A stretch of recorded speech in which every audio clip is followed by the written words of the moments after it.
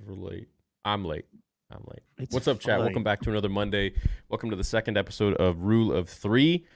We got some stuff to talk about today in the Star Wars world. And boys, you take it away, man.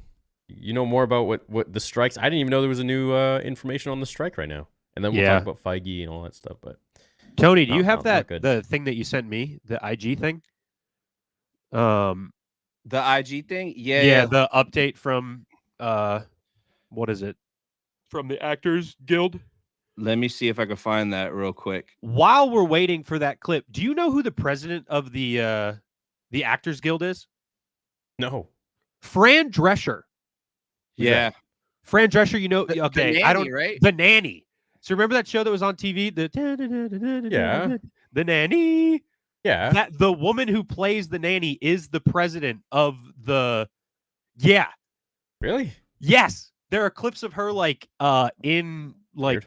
court hearings of we need to stand tall, and she doesn't have the nanny voice, which is weird to see her talk and not talk like the nanny. Yeah. But yeah, that's a fun tidbit that I learned a couple days ago, and I was like, wait, what? Fran Drescher? Oh no, weird.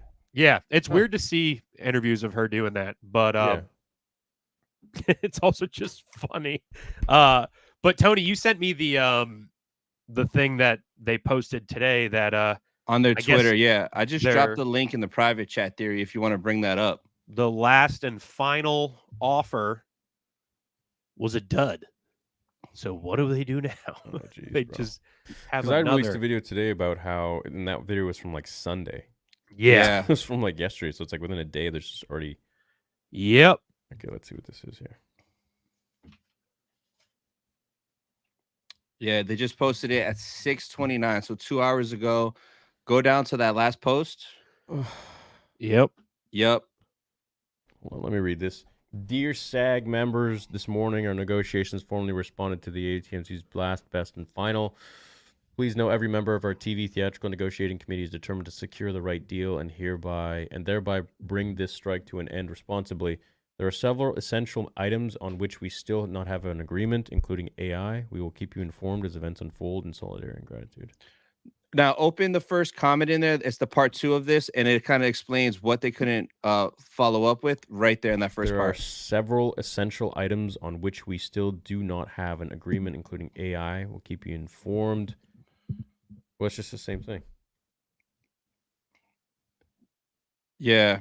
It's literally nobody wants to budge. I mean, it's neither side, until both sides are in pain enough, nobody's going to scrub, and they're just going to keep going at it. I know when they first went on strike, when the writers were on strike and then the actors went on, the original forecast was that this was going to run through December. And I mean, we're in November, so it was supposed to be over at the end of summer. Yeah. But wild. But I think the biggest thing is when you look at what they went to the table for was they wanted 57 cents per subscriber for a lot of these streamers, and they said no to that. But Sarandon, the CEO head, he was like, well, we're definitely not going to do that. That was the first thing he said. He was like, I apologize, but we are not going to do that. What he did say is he'll double residuals for what they call tentpole shows. So on Netflix, if Stranger Things does really well, right? They'll double residuals for that. Right. But there are so many other shows, and the whole reason why the actors are on strike, it's for what the SAG-AFTRA calls the jobbers, which are people who are background actors and 9 to 5 and who do this daily for checks. And those are the people who they're fighting for. They're not George Clooney was in a live stream the other day with Fran Drescher, the president. So weird that it's Fran Drescher, but that they were in a live stream and he was like, look, and a couple other actors were with him. They were like, look, we will give you money to come to a deal as fast as possible. We will give you our paycheck. And George Clooney's rolling in it. So those other actors to be like, we'll give you portions of what we have to be able to strike a deal. And Fran Drescher was like, they would rather have no deal than a bad deal. And there was also that letter that went out that like, what's the guy's name who does Heisenberg? Bryan Cranston. Right. Him and a bunch of other people signed this open letter to Fran Drescher of like, hey, do whatever you can that we just keep this going until we get what we want. Do not back down. And it's kind of wild, dude. I mean, the amount of money that's on the table for this, it's the biggest problem is, and obviously you two know this, is like the way that they count views is the issue because nobody has an overarching metric for it. It's not like Netflix view count is the same as Disney's or Disney Plus or whatever. Everybody uses different amounts. Right. And allegedly it's for shareholders to be like, hey, no, this is how we're doing it. And then shareholders be like, wow, that's a whole lot of money. We'll give you more money for it. And then they can keep making their shows and keep making their money. But if it was transparent for the amount of views and everybody used the same unit of what a view is and what it's based off of, there's a company called Parrot Analytics that when this all started, they were really trying to use. And it was based off of social media engagement, which is a big thing. Like, how do you quantify that? Fan sites and downloads and obviously the views on the streams, but like it's different for everybody where like some streamers will inflate their social media numbers because their view numbers are dropping, or some will inflate their site numbers because their social media numbers are dropping in terms of engagement. So like a big problem is the metrics. So when it comes to like Sarandos, who's like, hey, we'll give you double, they're like, double of what? There's no number. Right. So it's just a pain in the ass right now. And I think really the biggest thing is, as much as like, yeah, it's the CEOs, but it's also a big thing is like the shareholders of, they need to, it's just, I don't know. It's nuts. Yeah. What are you going to do? It's just a pain in the ass. It's been 84 years. Yeah. Oh man. Yeah, and you know what I read in an article, I think it was yesterday, that they're actually going to start canceling shows now at this point. Yeah. I Like, mean, what the cancel hell? them and push them back and shit. But like what shows did they say anything about, like what kind of shows, or they just mean in general? No, in general, that if they're going to have to continue with this strike, they're going to have to actually cancel some shows going forwards. I mean, if we have to cancel Andor season 2, I'll make the sacrifice. It's okay, guys. yeah. Here's the thing. It's like, yeah, as much as I want stuff right now, it's also that thing of like, if we're just getting stuff as fast as possible, is it going to be good? Like, I'd rather wait a little bit knowing that it's going to be good than just stuff that like is just so fast put out. And that was obviously the problem with COVID, is they were working under such tough conditions and they were trying to pump all this stuff. But like, I don't know. I'd always rather wait for quality than just get something with a Star Wars logo on it. You know what I mean? Yeah, no, I know exactly what you mean. And that's the problem, is that we're just getting stuff with the Star Wars logo stamped on, but it's not really like Star Wars. It's Yeah. just, like, some of the stuff is and the other stuff isn't. So it's, I don't know really where we're going to go from here, but I guess we'll wait and see what happens. But in other news, Kevin Feige hopefully could be taking the reins. And again, like, I have a video on this topic coming out tomorrow in detail, but I just essentially, like, I don't really know how much of a fan he is of Star Wars. And even if he is, you know, there are so many people that have been hired for Star Wars projects from Disney, and they're fans. Who isn't really a Star Wars fan at the end of the day? There's a lot of people, but it's like, does he understand the characters? And it's one thing to kind of know the lore, which is important, but it's another thing to really understand, like, how would these certain characters respond if they were put into certain situations that you write them into. And that's what makes it feel authentic. So it's like, I don't know, man. We'll just see. Yeah. He's a fan. I was kind of thinking that too when I saw that news earlier. So I was about to take a nap and Diamond Fig sent me the tweet about that. And I was like, oh shit, let me see what's going on. And I watched the interview that he did like 5 years ago. Star Wars actually interviewed him before Infinity War. And he was talking about how he grew up watching Star Wars, that he was 10 years old when he saw Return of the Jedi. He had all the toys when he was younger. So Star Wars was kind of his first love, which I was like, all right, that's cool. That's good to hear.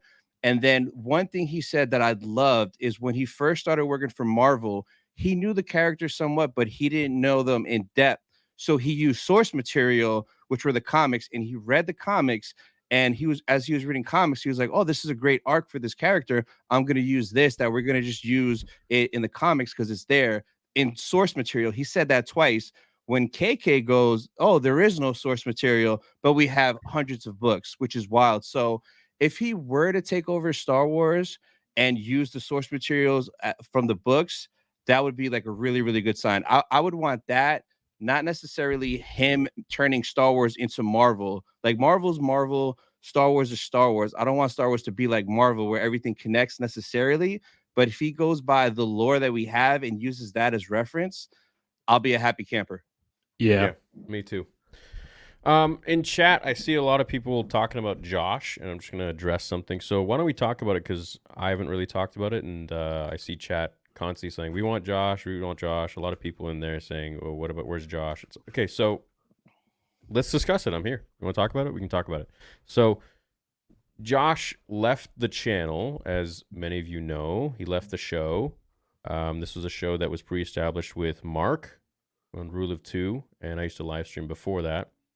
And we had that show for a couple of years or a year or something like that, and then Mark left the show, well, disbanded the show to focus on his VR game, and Mark and I started our Saber company, and we still talk every day. Josh came in, and we did that show for 3 years, and was it 3 or 4 weeks ago, he texted me about an hour or two before the show and said that it was his last show. So, you know, Chad, I'm trying to do the best here that I can. I found 2 new guys that I really vibe with and I like. So I don't really understand what more. If you guys want Josh, he's got his own channel. He's still making his videos. He's doing his own thing. Go over there, you know, man. So I'm over here. I'm doing my thing and I'm continuing the show. And I'm having fun talking about Star Wars. At the end of the day, it is my channel and it's always been my channel. And, you know, he chose to leave an hour before the show and that's his choice. So that's it. You guys know where to find him. You know where to find me. That's all it is, man. And I know, Tony, I don't want to speak for you here, but like, we're not trying to be Josh either. Yeah, we don't. I'm not replacing Josh, right? Not I'm at just all. continuing my show on my channel. That's all it is. Yeah. So, yeah, I appreciate you guys coming in, but at the end of the day, you know, if you have a show for 3 years and then someone pieces out an hour before a show, and you know, like, what do you want me to do, right? So it's like, Yeah. right. So I like the group I have. I enjoy these guys. I'm getting to know them. We're building a dynamic and a chemistry. And as things go on, hopefully you guys will enjoy the show too. And, you know, you'll keep coming back to the channel. And then that's it. So that's the last time I'm going to discuss it. So let's continue on. So what were we talking about with Kevin Feige? Cool. I think the biggest thing with Kevin Feige is, Tony, you were talking about that interview with him and how much he loves Star Wars. There's another interview that I think it was IGN did with KK last year at Celebration, where where it's the whole thing of Kevin was supposed to do that that movie, that production or whatever he did, and then he didn't. And everybody was like, well, where'd the Kevin Feige thing go? It got scrapped. And then Kathleen Kennedy was like, oh, it was never going to happen anyway.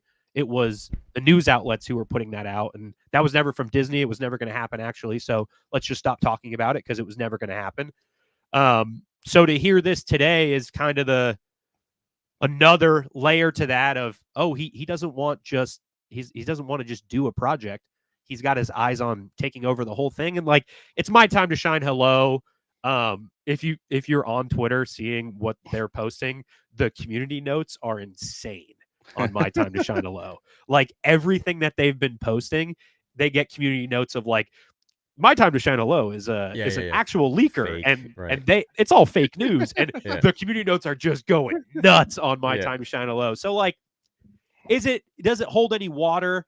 I would say, from my perspective, maybe just because there was all that stuff of him doing a project, and that was around the time Black Widow was coming out for the MCU, of like, hey, he's going to do a movie. And he talked about it on the red carpets and stuff. And they were like, oh, there was one interview where they were like, Kevin, we're so excited for your project. And he was like, I'm so excited that I'm not going to talk about it. I want to talk about Black Widow, but I love Star Wars and I'm so excited for this. And I clipped it with KK's right after. And it's, oh, yeah, it was never going to happen. It doesn't make any sense. Like, why would you think that? As usual. Sorry, yeah. But I'm wearing my George Lucas shirt today because I was all fired up about the strikes because George Lucas is the #1 guy who was against the studios before everybody. Like, there were people against the studios, but like, there's 2 clips that I was actually editing right before this of him talking about the studios from 99 of like the studios were the problem to begin with. And then in 2014, he's doing a Charlie Rose interview where the last clip, and I haven't posted it yet, but the last sentence is the studios, they have no imagination and they have no talent. And he just says that right to camera, which is awesome. So like, yeah, it's always been the meddling. And I mean, it happened with him with American Graffiti and THX and all that stuff. So obviously he's the one who would know. But it's the root of Star Wars. It's why it happened in 1977. So it's cool. It is. I just hope that, I see there's some news now about the Acolyte. Like, are all these shows going to essentially get pushed back? Oh, yeah. Like, I was joking with Will earlier that, we'll get Skeleton Crew in 2025 at Japan Celebration when we show up because everything's going to get delayed, bro. It's ridiculous. Dude. Yeah. It's the dark times, the dry season, like for sure for a while now. Bro, it's going to be dry years, not even season. Yeah, bro. It's going to be rough. But the Stranger Things cast are all going to be 40 by the time the next season comes literally, out. Bro, yeah. Like, they're already taking so long to make that show. But, I just don't know. How are we going to continue like the Mando season 4? And like, does this mean we're not getting comics? We're not getting games? We're not getting anything? There's a lot of comics coming out. Yeah, there's a lot of comics. So they can still release comics? Yeah. Yeah. Hold up. Let me send you the New York Comic Con reveals. They got to put all their money into games. Yeah. I mean, well, I don't know if it's still that way, but there was also talks of like the game devs going on strike too. Oh, I don't know about that. Yeah, it was a couple weeks ago I saw it. But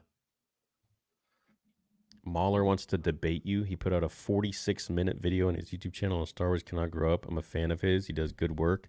He would debate you on a film school level, not on a fan level. Well, I'm not, I didn't build my channel on a film school level. If I were to do that, then I'd probably rip the prequels apart, to be honest. I make my videos on a Star Wars level. And that's the thing people don't get is that you got people who are really good at film and making movies, but that doesn't go hand in hand with making a Star Wars movie. Like The Last Jedi, for example, is an amazing movie, but it's not a good Star Wars movie. Yeah. Right. So it's like the prequels, for example, people want to say they're not good movies, but they're amazing Star Wars movies. I myself think that they're good movies and they're amazing Star Wars movies, but, only people who are liking the prequels are going to say something like that. So, yeah, no problem, man. If anyone wants to debate me, that's fine, but I'm not going to debate on a film school level. That to me, I don't really care about that. I care about talking about Star Wars and, the progression of the characters and how we respect what George Lucas created. So, yeah. That's what I think about that. As someone who went to film school and has a mustache, I prefer talking about Star Wars from a Star Wars level rather than explaining why it looks like Casablanca. Because exactly, like I don't care for that. Yeah, I mean, look when something looks aesthetically pleasing, and when you talk about the OT, and you're like, man, that was the difference between 1977 versus Empire and then versus Return of the Jedi, like the advancements made. You cannot talk about film without talking about Star Wars. Yeah. But at the end of the day, there's a whole lot that comes into whether or not you like something or whether or not you don't like it. Right. And if you don't like it, you don't like it. And it can be for 1,000 reasons of what Kino lights they used. But it's like, if it's only for one thing, I don't know. Yeah, I know. Theory, check out that link I just sent in the private chat. You'll see there's like 3 pretty dope comic runs coming next year, starting in January, and some more books. Yeah, there's supposed to be a Return of the Jedi archive book that's coming out that I'm super stoked for. Yeah, there's some juicy stuff, but we're gonna have to read it all. Yeah. What's the Which one? Which is fine. There's one that's coming out that's supposed to take place before the Phantom Menace about the Jedi Council. That's coming out. What up, Andrea? What's going on?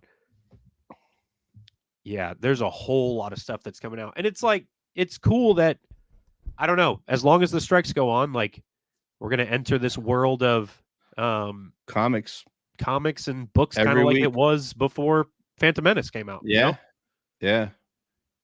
So the first one, I think this is in January. There's a new Mace Windu line. There's a Jango Fett line. Yeah, there's some stuff, man. Yeah, you know, but I was really excited for the Vader stuff that they had coming out, and I was like making videos about it and following it like crazy. But then, okay, damn. Thrawn, this is what's going to be cool is the hyperspace stories, because obviously they're starting with Qui-Gon and Obi-Wan, but the full list is like Luke, Leia, Han, Chewbacca, Emperor Palpatine. Like they're going to do specific runs based on the characters, at least what they're saying right now. Yeah. So that's something I'm very excited for.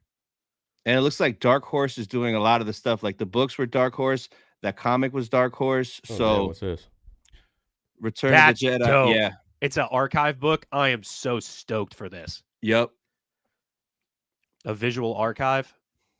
We got the dad jokes book. Yeah, it'll be fun. I think it's interesting to, yeah. They released this too. It was like a panel with Dexter Jester and Maz Katana that they were like, they're the oldest beings in the universe. Yeah, that's what it is. Something like that. What the hell is this? I think that's something from the High Republic. Some Bro from the High Republic. Okay, right. Yeah. Huh. But I'm excited for the comics. It's definitely going to have me going to the comic book shops every Wednesday to pick them up. So something. Hopefully they're good. Dude, this new Timelines book, I would say a third of it from Star Wars is High Republic. Really? About the timelines. And this is all did you guys read High Republic? I know, I bought that book. Dude, a third of it is High Republic. I know. Stuff. I didn't want to cover anything from it because I'm just like, yeah, I haven't dabbled in it. I mean, there's so much other books that I haven't read yet. I'd rather read everything else first, and then maybe. Yeah. Did you guys read the High Republic? I have the first book. I read maybe half of it, and then like when the villains came in, they were like pirates. They weren't like Force users. Yeah. I got a little bored, and I just stopped and just continued living life. Yeah, me too. Yeah, I don't know. I haven't hit a point where those are interesting to me. I don't seek them out because I'm not necessarily interested in them yet. But I think of like the reason why Legends stuff and the EU stuff was so cool while it was coming out was because we already knew the characters that they were about. And obviously they would add new characters in, but like you went to read an EU book because it was about Luke Skywalker and Han and all of them. And you got to learn more about their story, right? Yeah. Starting off with a book series about characters that nobody knows and then expecting them to read Star Wars books when if you were to ask anybody in the world, hey, name a Star Wars character, I guarantee you there's a very, very, very small fraction of those people who would name a High Republic character. You know what I mean? It's just hard to stand on that. So I don't know. I'm very excited for these comics though, the hyperspace stories ones. Those are it's like I think they're graphic novels, but they're like short stories, like 3 stories in each or something like that. Yeah. Yeah, I'm looking forward to those for sure. Which is cool because like and obviously nothing can happen until the actor strike is done. And I don't know how that affects voice actors, but dude, I was talking about it last week on stream. What would be awesome is if everybody who's mad about Legends content, right? Everyone who's mad, like all the stuff we're getting now, Legends is better, EU is better. DC does a fantastic job taking their comics and making them animated stuff. Yeah. And what I enjoyed was stuff like The Long Halloween and when they did The Dark Knight Returns and all of that stuff, and they did an animated movie for it, and they put it out on their streamers, but it was coming out at the same time as their live action stuff. Bro, why doesn't Star Wars just do the exact same thing with Legend stuff? It doesn't have to be canon, dude. But I don't know. What are you gonna do? I don't know either, man. But like, that's the thing. It's like I just don't. What I was saying was I was really into the Vader comics. The stuff with Momin and all that was actually really fun. But then Yeah. they started to cover in the gaps between episode 5 and 6. Yeah. And it just started to feel weird. Yeah. Like, where's Vader go? Like, he's not acting like Vader, and they're just, I don't know. It just felt.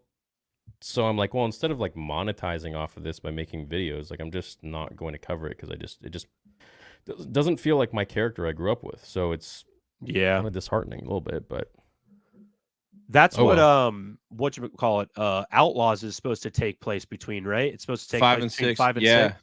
But that got pushed back though too. Yeah.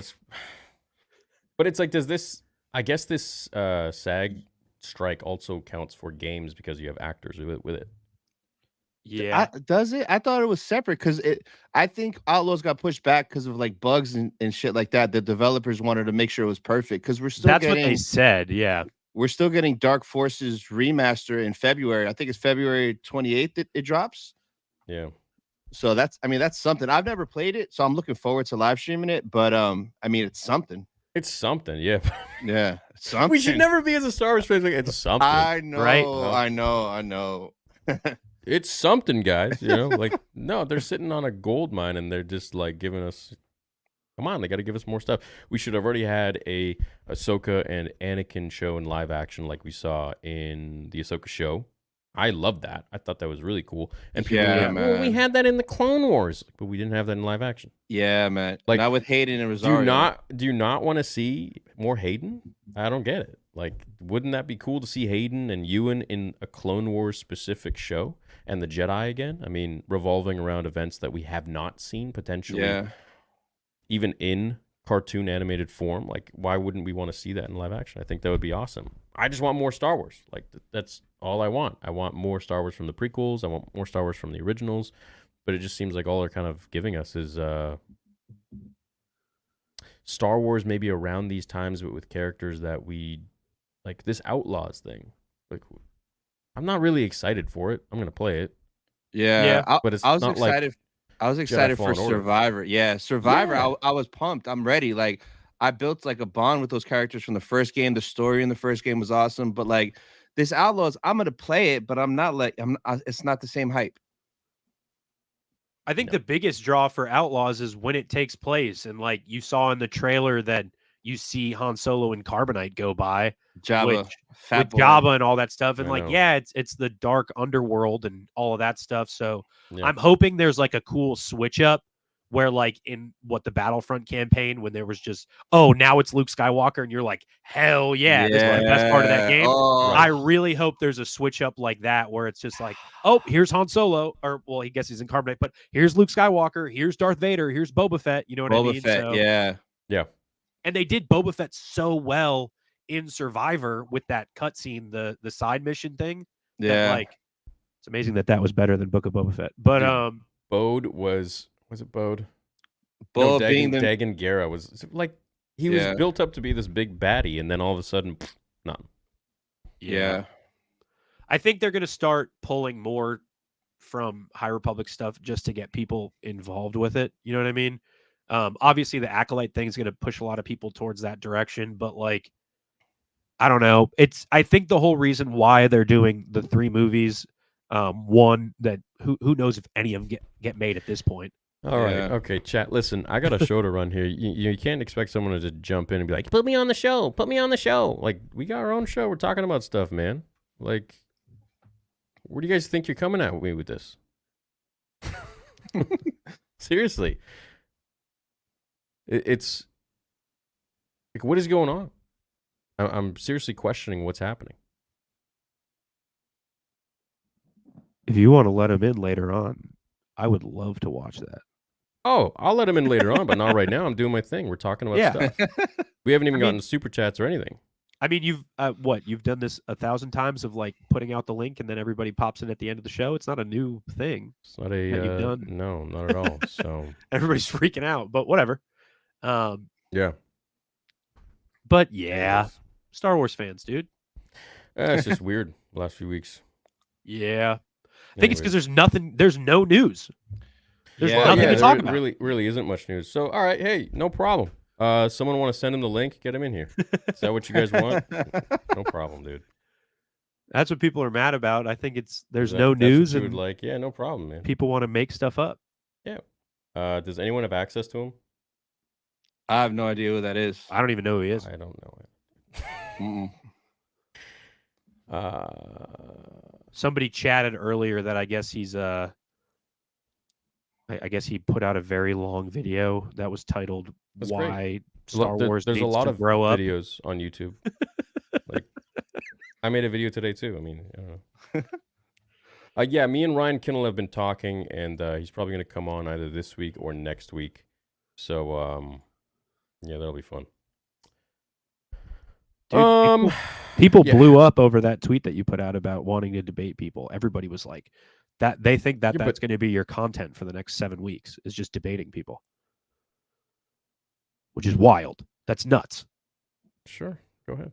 Yeah, but I was what I looking mean? through the comments. I didn't see any being like, "Hey, like I respect your opinions. I'd love to talk about Star Wars with you." And it's like, yeah, I have so many invitations all the time on the show, and people come on and they talk about Star Wars, and it's always a pleasant experience. But right now, I'm targeting the people who talk shit.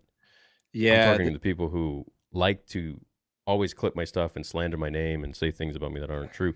That's what I'm talking about. yeah. I saw Yeah. a couple of them in that tweet comment, and in my mind, I'm like, are you gonna come say that live, like face to face? Oh, really? 'Cause I didn't see anything, man. There was a couple in there that they were just like talking crap, saying like, yeah, there were some in there. Okay, let me get Twitter out. Yeah, no problem. Let's do it. And I was like, okay, they're definitely not gonna come on here. Yeah, no problem. Dude, get him on. Tony and I need referee jerseys. And a whistle. No, it's always got to be respectful. Oh yeah, absolutely. There we go. Wild. All right. This one. You There we get a go. car. You get Oh a shit, car. it's at 122K views. It was dope. Oh, this. Oh, okay, here we go. Right there. All right. So let me just message him. I think somebody said he's in chat, There you go. but I don't know. Just sent him the DM.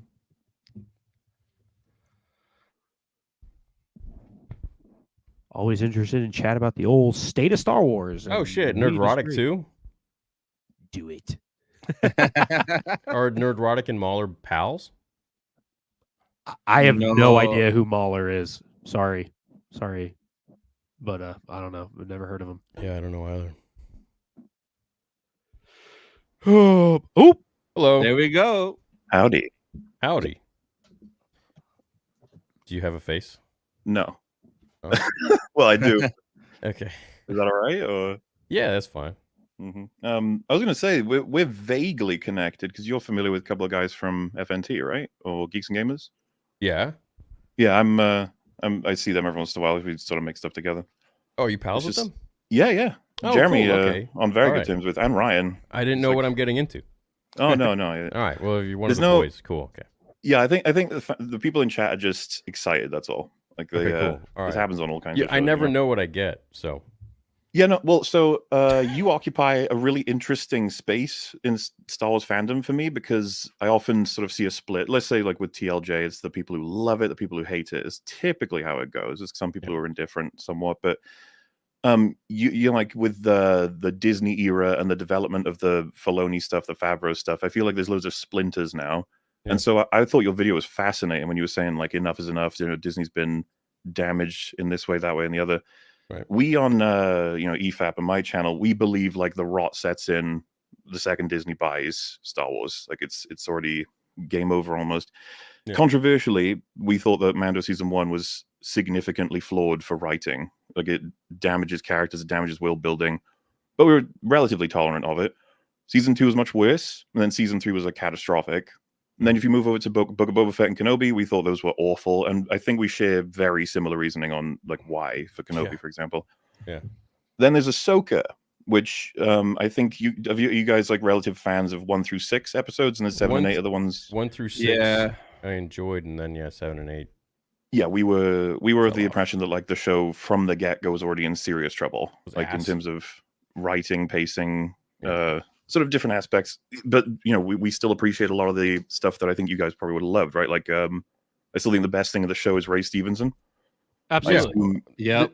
And that's the thing, is that it's in every Star Wars project they make, it's still at the end of the day has Star Wars, so it's going to have these underlying themes of a lightsaber or the Force or something. But at the end of the day, that's not exactly what makes Star Wars what Star Wars is. And I think that's where you come in, is you really kind of make that evident that it's not just about using the Force or being a Skywalker or whatever. There's so much more to it.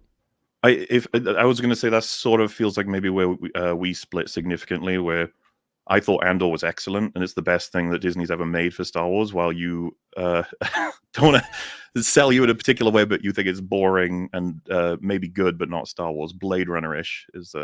when I was watching it, I actually was enjoying the show. I just wanted to see a lot more in terms of something happening, I guess. I wanted to see Jedi and lightsabers and this and that. And I think because I've been so deprived from Disney, that I'm just hungry for it at this point, where I just constantly I want to see it, because we got a glimpse of that little bit at the end of Mando season 2 with Luke, and I mean, that's it.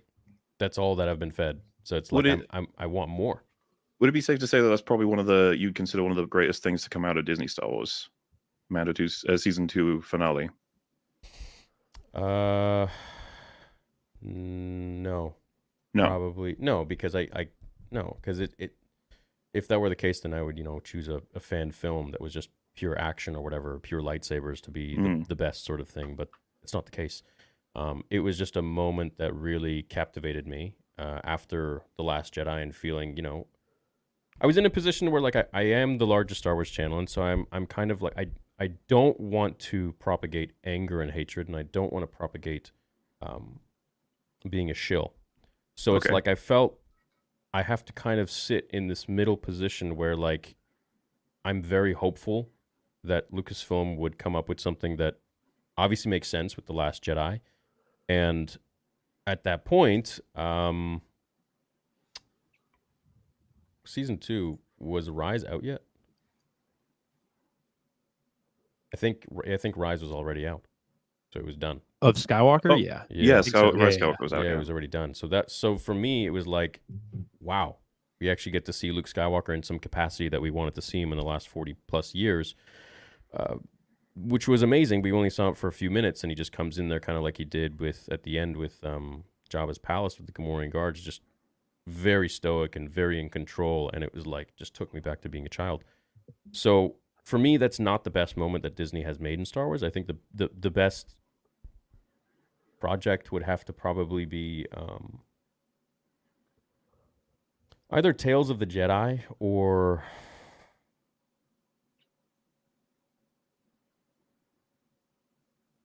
I did really like Rogue One.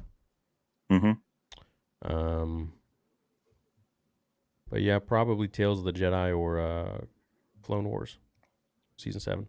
Yeah, okay. Not the Martez sisters part, but the last 4 episodes. The last 4. The last 4. Yeah. That was to me, okay. Revenge of the Sith. Yeah. Over on my corner of the internet, we create reactions to a lot of the Star Wars shows. They come out a bit later because we edit them up sort of for copyright protection and animations and stuff. Yeah. We kind of hated the season 2 finale for Mando, and the reason was we felt the writing was on the wall. When TLJ happened, a lot of the criticism of it, I don't know if you remember, they were like, you idiots, you all you wanted was Luke to just turn up and kill all of the AT-AT. He's looking awesome, blah blah blah, instead of appreciating the character arc, appreciating his nature, that he was actually the true hero. He embodied Luke Skywalker, even though he doubted it himself. Yeah. Now, I don't know if you're familiar with my work, but I despise TLJ. I think it's like one of the worst insults to a franchise that ever existed. It damaged everything. Agreed. And I think that on a sort of wider scale, it destroyed potentially one of the most profitable IPs in history by splintering the fan base. Like it's clean cut in two, which is not something you really want to do. Yep. Now, I thought that Disney were going to reflexively overcompensate thanks to that reaction with giving us stuff like, hey, look, Luke's there and he's killing robots now, okay? Yeah. And they're so careful about it. They're not even willing to have him talk very much. They're not willing to have him interact very much. There's like, look at him. He's like he's in carbonite. They don't want him to be touched. He's really cool. He kills stuff. He's strong. Please don't say anything else. And that's why that finale felt so weird to us. He just turns up. He doesn't talk to anybody. He doesn't want to know what's going on. He's not curious at all about all the roles of the people in that room. We don't know much about why he's there beyond that. And it feels like it's just not Luke Skywalker at all. We call him Luke Skinwalker. And we did again because of obviously the animation and the graphic design on him as well. And then we were like, shit, is this the future for Star Wars? Is this all we're going to be getting? And then, of course, if I was to label to you as you're familiar with, what did they do with Qui-Gon in the Kenobi show? What was that? Absolute disrespect. What did they do with Obi-Wan when he needed the strength to defeat Darth Vader? He thought about Leia. Dude. I'm not saying you can't have her as an inspiration, but where's Qui-Gon? Where's Luke? No. What's going on? Yeah. And you're familiar with how bad Book of Boba Fett and Kenobi are, but like these criticisms we have, I feel reflect quite significantly on some of the stuff that you guys, as far as I'm aware, praise. Yes. And so we see Kathleen Kennedy as a problem, as of course has been highlighted now by South Park. But we actually see Jon Favreau and Dave Filoni also to blame for damaging Star Wars. Meanwhile, I think you see them as more the correct custodians to take it forward. I think they're the only custodians we have. Unless we get new talent in there. I mean, who else is a better option than these guys that we have right now currently? Your concern will be that you want a creative and talented artist, but also someone who cares very much about the integrity of Star Wars. Exactly. I suppose we want to find those people, right? Those creators. There's got to be some out there. That's the way I look at things, is that I don't judge Disney Star Wars on George Lucas Star Wars. There's a very big distinction in my mind of the two. Everything I see with Disney Star Wars, it's like you're play fighting with a child. You know, it's like, oh, haha, you beat me. Oh, you know, that's also how I approach things. If Star Wars Episode 10 was coming and they said it's going to be directed by JJ and written by JJ, and if I said to you, well, better than Ryan, like that's not, you know, I consider that unacceptable. I'd be like, well, they're both horrible for this franchise when you keep them away. Absolutely, but I mean, they're not going to listen to us. You know, I can't make a video being, well, that sucks. We got to, you know, maybe get someone else. How long have we all been saying that? And absolutely, but like I don't think we should. Like you've expressed support for Filoni and Favreau, right? Absolutely, yeah. Except for Boba Fett and and Ahsoka's episode 7 and 8, right? But I kind of leave that to just Kathleen meddling in. But at the end of the day, I don't know.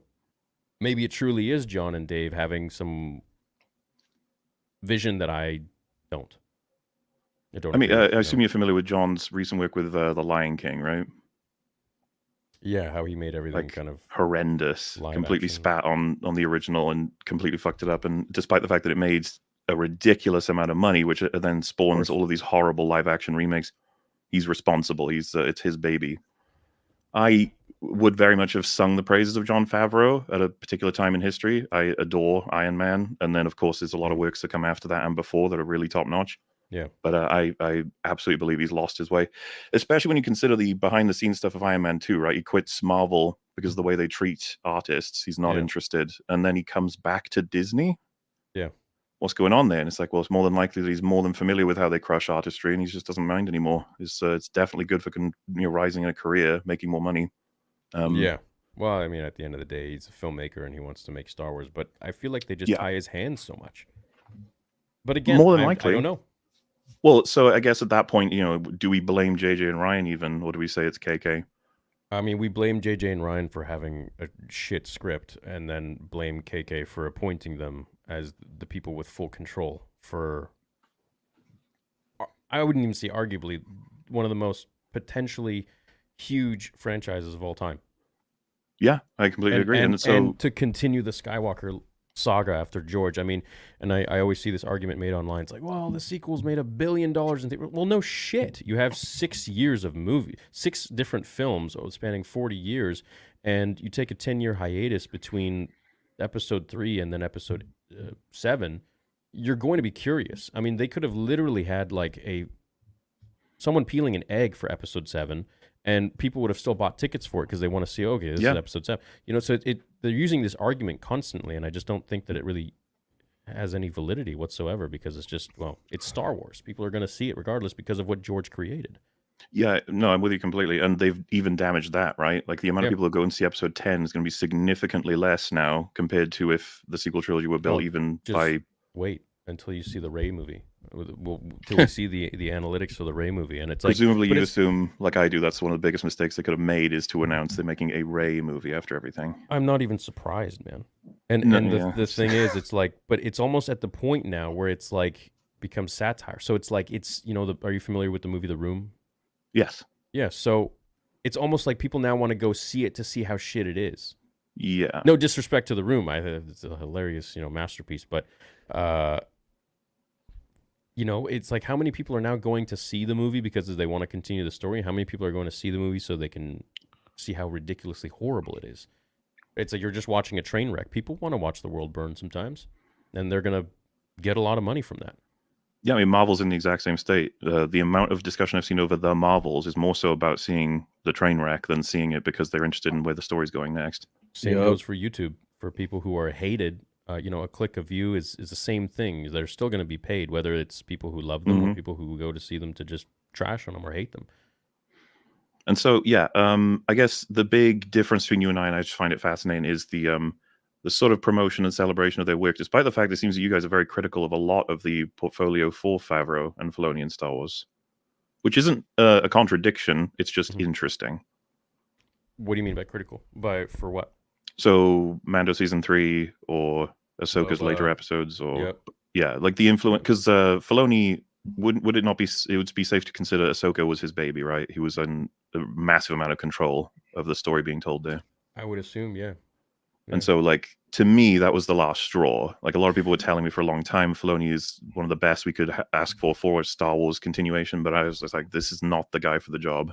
Maybe it's Sam Witwer at this point. I don't know. I'd be on board with trying Sam Witwer. I mean, isn't Skeleton Crew is being made by John Watts, right? Yeah, John Watts. I'd happily give John Watts a try, see what he can do.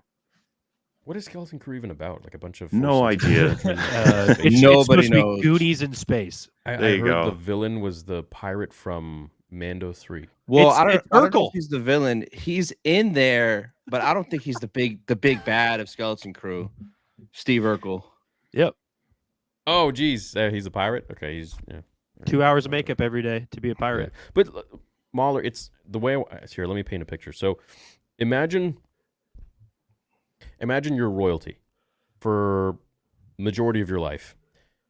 All of a sudden, your parents die, and now you're cast out in the desert to survive for yourself, and you're crawling on the sand. There's the hot sun on you every day, cold nights, creatures trying to kill you and attack you. And someone comes along and throws you, I don't know, whatever, like a sweet, a little juice box. You're going to look at them and be like, oh, thank you, Lord. Thank you so much. You're amazing. But it doesn't mean that this is the best scenario. This is everything that I wanted. Like, you used to be royalty. You were treated the best. And that's George Lucas Star Wars, in my opinion. But now it's at the point where we're scrounging for scraps, as Thanos would say. And it's like, what else do we have? If we don't have Filoni, who else is going to step in? I don't know. Hopefully somebody great, but we don't have that. So at this point, I'm clamoring for Luke Skywalker to come in swinging his lightsaber, because that's what I've been wanting. I just want to see that. I didn't get to see that in The Last Jedi. It was a shit film, an unbelievably horrible script. The characters themselves, the actors themselves, didn't even know who the heck they were, who they were playing, until the final end of the episode 9. And they were like, what the hell? I mean, Finn potentially had such a great role that we could have given him, but he was just given this sort of, as he said, the token black guy. And they just did this constantly with all of these films. They had a disjointed script, and so it left me very pissed off. And all the while, I'm still trying to be very hopeful and say, okay, well, I don't want to be toxic, which is just speaking my opinion, and I don't want to be a shill. So it's like you have this pent up emotion in me for years, and then finally at this point I'm like, oh fuck, it's all fucked. It's all destroyed. There's nothing left. What is left? So we have a few scraps of Dave Filoni giving us this and that, and that's it. That's all we got. That's the only little bit of semblance that I have to go back to being a child, unless I just dedicate to my channel doing 1 to 6 and the Clone Wars, which I've talked about doing. So I mean, with everything that releases, you can always talk about in a very calm way, like, maybe what changes you would have made. You can always consume the content and then talk about it in a way, because it sounds like what you're saying is like, what am I going to do? Just hate everything that comes out? And it's like, well, there's always options for It's not coverage, no, right? Not so much about hating. I would love to, dude. I would love to cover everything, just in a normal cadence and a normal motion. But every tweet, everything I say is clipped into oblivion, is rearranged so I look like some person that I'm not, and completely blown out of proportion on anything that I say. So it almost creates this sort of anger where I now want to poke even more because I'm being poked. And to me, it's like, well, I just want to be left alone. I would love to discuss anything about Star Wars, but at the end of the day, it's almost like I'm at this point where the spotlight is always there, where I'm just ridiculed for having my own opinions. And it's by the most intolerable people that I have zero respect for at this point. I assume it's no surprise to you or the other lads here. I have the same thing. I'm constantly shat on, and this is no shot against you guys, but obviously a lot of people in your chat hate me because I represent a further along the spectrum. Like I'm over the side that hates things even more than you guys could possibly. But the thing is, by occupying that space, you have the unfortunate reality of possibly being hated by both sides of it, so to speak, if you know what I mean. Because on my end, I'm like, why are you being so kind to this, that, and the other? And then everyone else is like, why are you being so hateful to these, you know? So that's unfortunate and annoying, especially when I appreciate a nuanced opinion as much as the next person. And to be honest with you, from speaking to you this briefly, it sounds like your appreciation of Filoni is more so because there's nothing else you can do in terms of appreciating Star Wars creators. Of course, if you're hungry and starving for food, would you not appreciate the half-eaten the donut in the dungy alley of the dumpster? Well, sure, but if you were provided TFA, TLJ, and TROS all at once, would we then praise the one we thought was the best because the others are they're just so bad? No. Why? Because they're all shit. So obviously, this is the thing. My position is that Ahsoka is shit. Mando seasons at least 2 and 3 are shit. You know what I mean? So I'm a little bit confused on the separation, I suppose. I imagine you take issue with Kenobi and Boba Fett because of how badly they represent the characters and like the damage to the world building, which is exactly how I feel about Ahsoka. Yes. Like Thrawn. You felt that with Ahsoka? Yeah, like how did you guys feel about Thrawn? He's kind of a pussy. Yeah, we could have been get better. A whole lot of them, yeah. He wasn't like how he was in Heir to the Empire at all. A lot of our fans were really excited because they were like, Thrawn, that's the guy who can tie this together. He can finally bring a point to the enemies. He can make them stronger again, because we've been dealing with stupid stormtroopers and stupid commanders now for what feels like the entire tenure of Disney Star Wars. So it'd be nice to have someone competent finally. Because I don't know if you guys know, but even Ryan, when he was writing TLJ, said that when he took Hux from TFA, he was like, this guy's just so funny. He's such a funny character. I can't wait to like do funny things with him. It's just like, I don't even know, like some of the thoughts, you already got there. But Thrawn, we were fascinated by. I'd never seen a character that loses so often and recontextualizes every loss as actually I'm winning. Yeah. It's the most embarrassing thing ever. And of course, we're not as invested in the expanded stuff before they got decanonized anyway. The Thrawn had this reputation, and so we were excited to kind of see him. He was often sold to us as the Tywin of Star Wars, Tywin Lannister. And then we saw that and we were like, what the hell is this? Like, and of course everyone was like, they've ruined him. They've absolutely fucking ruined him. And that's gone now. And it's a Filoni creation. He's taken a character and I'm afraid, like, I don't know how else to put it, but he can't write a competent leader. No, he didn't. Well, I feel like he did that very well with Balin, but like he built his story well. And then what happened the last 2 episodes? We just completely didn't even focus on them. That's the thing. That's why I said Ray Stevenson rather than Balin. I don't fully understand Balin as a character, and there's a couple of decisions he made in the season that I find very odd, like especially Ahsoka in relation to him, right? Like, do you remember when she's coming in to save her friends, but she instead has Hu Yang drop her pretty much right next to Balin, even though she doesn't want to be near him. She wants to be with them. Yeah. It's like, what's that gonna? And then she syncs with Hu Yang for him to fire like flares so that she can escape the fight with Balin. Yeah.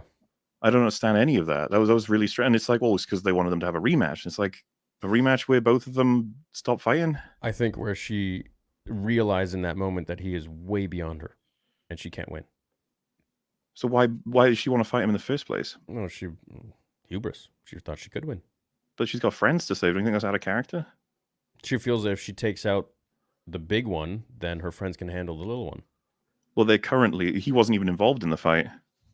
They're currently fighting another lightsaber wielder and several, 50 stormtroopers or something? 30, 20? I'm not disagreeing with you. I think that she should have gone and helped her friends, just like, Okay. you know, I mean, even the prequels, we can make so many of these arguments, but it's the way they wrote it. But so I'm trying to understand it in the form that why she would make these decisions, but... Well, so I'm obviously arguing that these are all the decisions that make up the course of the episodes, and as far as I'm concerned, the characters are not being properly represented. They are pulling out lightsabers, they are using the Force, they are Jedi, they are dark, blah, blah, blah. Yeah. So it's like, yeah, you get those elements of Star Wars, and I understand.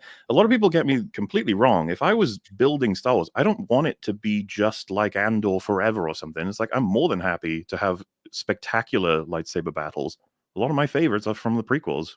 I think they're fucking great. I just wish there was more character behind a lot of them. You know what I wish is if we could have the level of care that was put into Andor for the character development. Bingo. The Yes. score, the cinematography, which completely shat on Kenobi and Boba, and the acting and cadence and everything, and combine that with Jedi, and Force users. I think that to me would be, and heck, maybe that's going to be Acolyte. As much as I do not like the things that Leslie Headland has said, I don't know, surprise me, But until we get it, we'll never. Yeah, no, I'm with you completely. I want the whole package as well. But that's the thing is that I've always mentioned that about Andor is that it is a very well made show.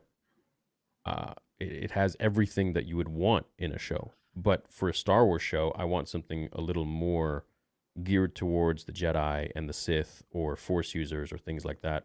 Or aliens and droids. Right. Or simply because we haven't gotten that yet with Disney all that much. And if people want to argue the sequel trilogy, well, I mean, look, those movies were half-baked, if that, and they were ass. I mean, it's literally what destroyed the fandom. And if people want to argue that, well, I mean, we can argue it all day, no problem. But I feel a massive void that I have not received yet the feeling that I had when I was a kid. And that's not because I was a child and everything was la-di-da, amazing, sunshine and rainbows. It's because that the actual whole entire feeling of Star Wars has shifted to the point where it's not so much about the story or these characters that George built, or even really the cadence that he had everything develop story-wise and character-wise. It's more so about politics and agendas and killing off the past, literally, so that they can bolster their new characters. And look, they kill off Han. They turned Han into an absolute loser. Yeah. And he was literally a general at the end of it. Mm-hmm. Turn him into a deadbeat father. Kill him off. He's gone. Luke Skywalker, kill him off. He literally was the biggest, excuse my term of language here, bitch I've ever seen. Runs off instead of facing... a coward. Yeah. A complete coward. And instead of facing what he needed to and protecting his sister and the galaxy, completely just runs away. Why? Because of his nephew had some dark thoughts. Well, his father killed literal young. No, yeah, we're on the same page there. Absolutely. Yeah, so it's like, to me, I'm like, they destroyed all these characters, and then they BB-8 is the new R2. They're just putting in all of these new characters to replace the old Rey to take Luke's place. It's just, to me, like they've shat on everything. So it's like I don't have this feeling of, yeah, I want to continue to watch Disney Star Wars. No, I don't. You pissed me off. You disrespected me and the characters that I cared about so much. And now to the point where I don't like you anymore. I don't care much about the new Star Wars because it's all made by a bunch of people that don't really have the emotional understanding of who these characters are and what they mean to people. They just want to interject their own bullshit and politics and agendas in there, and look where it's gotten them. The stock is absolute garbage now. Well, yeah, are you guys as familiar with Marvel? Because same thing's happening. Same destruction. I'm not as Yep. familiar, but Yeah. I stopped watching. I stopped watching after the Avengers. Good time to stop. Well, yeah, I tried. I just wasn't interested anymore. I'm like, not for me. So on the topic of being in a desert and Filoni is providing you at least a bottle of water, and that's enough to absolutely praise him. If that. Gilroy, to me, is providing a hotel with a pool in the middle of the desert. Okay. And so what we need, at least from what I'm gathering from you guys, is we need to edge Gilroy into please involve a bit of Vader, a bit of Tarkin, a bit of whatever in your era. If you make some more Star Wars, involve more of the Star Wars aesthetic, the iconography. Yep. That to me seems like much more of an achievable goal than hoping Filoni will stop writing someone like Thrawn like a cowardly idiot. Yeah, and I like your analogy of the hotel with a pool in the desert, but for me, it's like a hotel in the pool with a desert without any amenities in terms of there's no food, there's no chef, there's no workers there. It's just an abandoned sort of hotel with a pool with some murky water. And yes, I mean, in the desert, that's amazing, but at the same time, I want the full 5-star experience. I That's what I'm agree. waiting The for. hotel So let's at order in the multiple amenities, points. right? We'll grab Gilroy, tell him, hey, we need Yeah. some lightsabers, need some Vader, need some Anakin, whatever. Yeah. Get it all in here. Well, Meanwhile, I think that's so much more possible than with what we have with Filoni. but the thing is, and this is a common misconception people make about me, is that he only wants Vader and Anakin. I don't. I'd much rather have a story from the Old Republic or a story with a new villain who actually makes sense and is actually imposing. But, we're not getting that. So I don't need to see Anakin all the time. We've seen a lot of him, and quite frankly, I'm worried if they're going to do any more with him, they would ruin him like they did with Kenobi and Boba. There's also a weird thing about that hotel with a pool in the desert making Star Wars and saying while he's making Star Wars that he forgot he was making Star Wars while he was making Star Wars. Well, do we Which know is the a- context for why he said that? Why I being immersed in Star Wars while you're making Star Wars is a different thing. I just think that, and this isn't me saying that everybody who makes Star Wars needs to be the biggest fan of Star Wars. Everybody needs, there's that whole Kevin Yes, they do. Feige interview. Well, Yes, they do. they need to be fans, right? Yes, they But I just, as much as, how much does Tony Gilroy really know about Star Wars? I don't know. It seems like from interviews that he doesn't really know as every time he was okay. interviewed, he was like, yeah, Star Wars is cool, but I'm making this.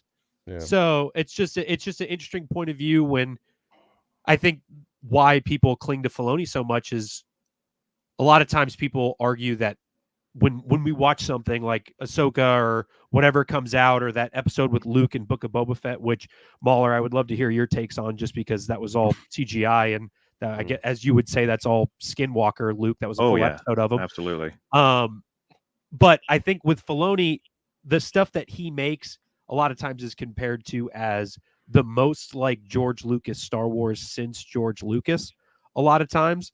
So when people give you that feeling, and there's a bunch of different ways why it can feel like that, it's different when you see something like Andor, which I didn't mind Andor either. I actually enjoyed Andor for what it was. It's just Andor felt more like a short story from one of the A Certain Point of View books made into an entire series, when something like Kenobi and the other shows don't get the same quality experience. So I think that's where a lot of the disdain for something like Andor comes from, is in terms of that quality. Why isn't it being shared across the board?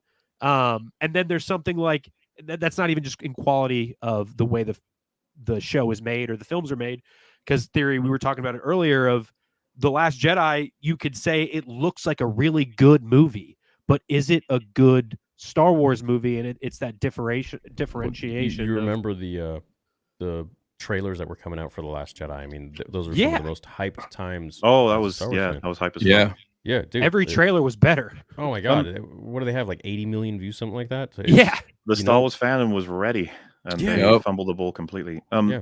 Is it I call you Diamond or Diamond Figs or Figs? You can call me Will or whatever, or Mustache all right. Guy, or whatever you want. Mustache Guy. So I understand what you're saying, but like, would you say there's any damage was done to Star Wars as an IP, as a brand, as a series on time and space thanks to Andor? Any damage?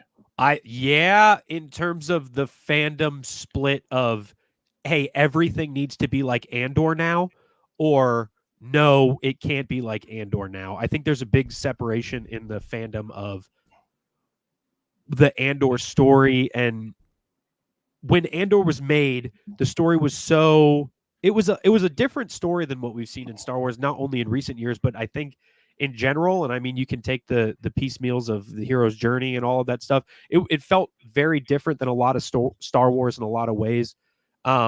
Maybe that's just because of the Star Wars we were given, it being so different. But I think the fandom split in such a way of it's either all going to be Andor or it's all going to be what we know to be Star Wars recently.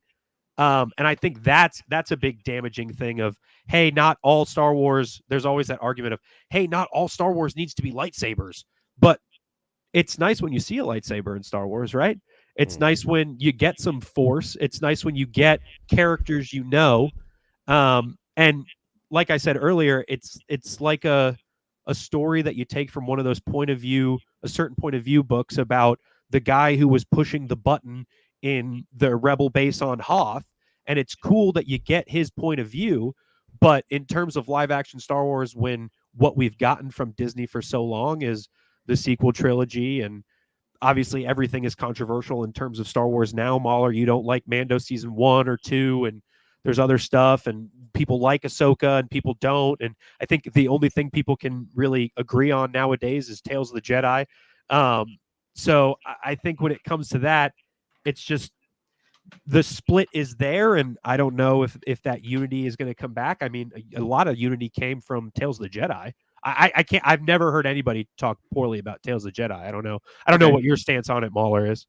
Well, so I was actually going to say, like, I was looking for more of an internal argument, because I do buy what you're saying, that there's a contingent of Andor fans that are aggressive and annoying. That question. Yep. If we take the fandom, because people will like and dislike everything, from what I've noticed.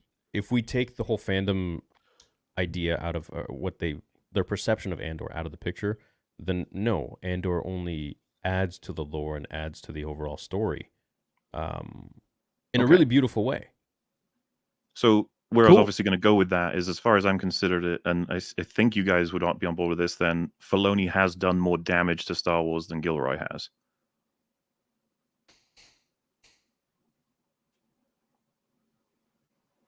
Filoni definitely has more under his belt of good. I mean, you're looking at someone who's like a 1-for-1 in making a show that has new characters that nobody, in relatively speaking, cares about compared to the legendary characters of Anakin or Vader or Ahsoka. Even Ahsoka is a new one in there compared to Anakin and Vader. So really, there is so much less at stake with Andor when you're creating something like that. That's a completely new project where you know the characters are going to die anyways, compared to someone who is under the immense pressure of continuing already established characters like Vader or Anakin or Obi-Wan or Ahsoka. So I think there's you can't really phrase it like that, who has done more damage. I don't think Dave Filoni has. I think Dave Filoni's trying to put pieces back together from what's been destroyed by a much larger enemy, which is Disney. Would you categorize Thrawn that way? Categorize him how? That he's an attempt to repair what Dave Filoni did with Thrawn.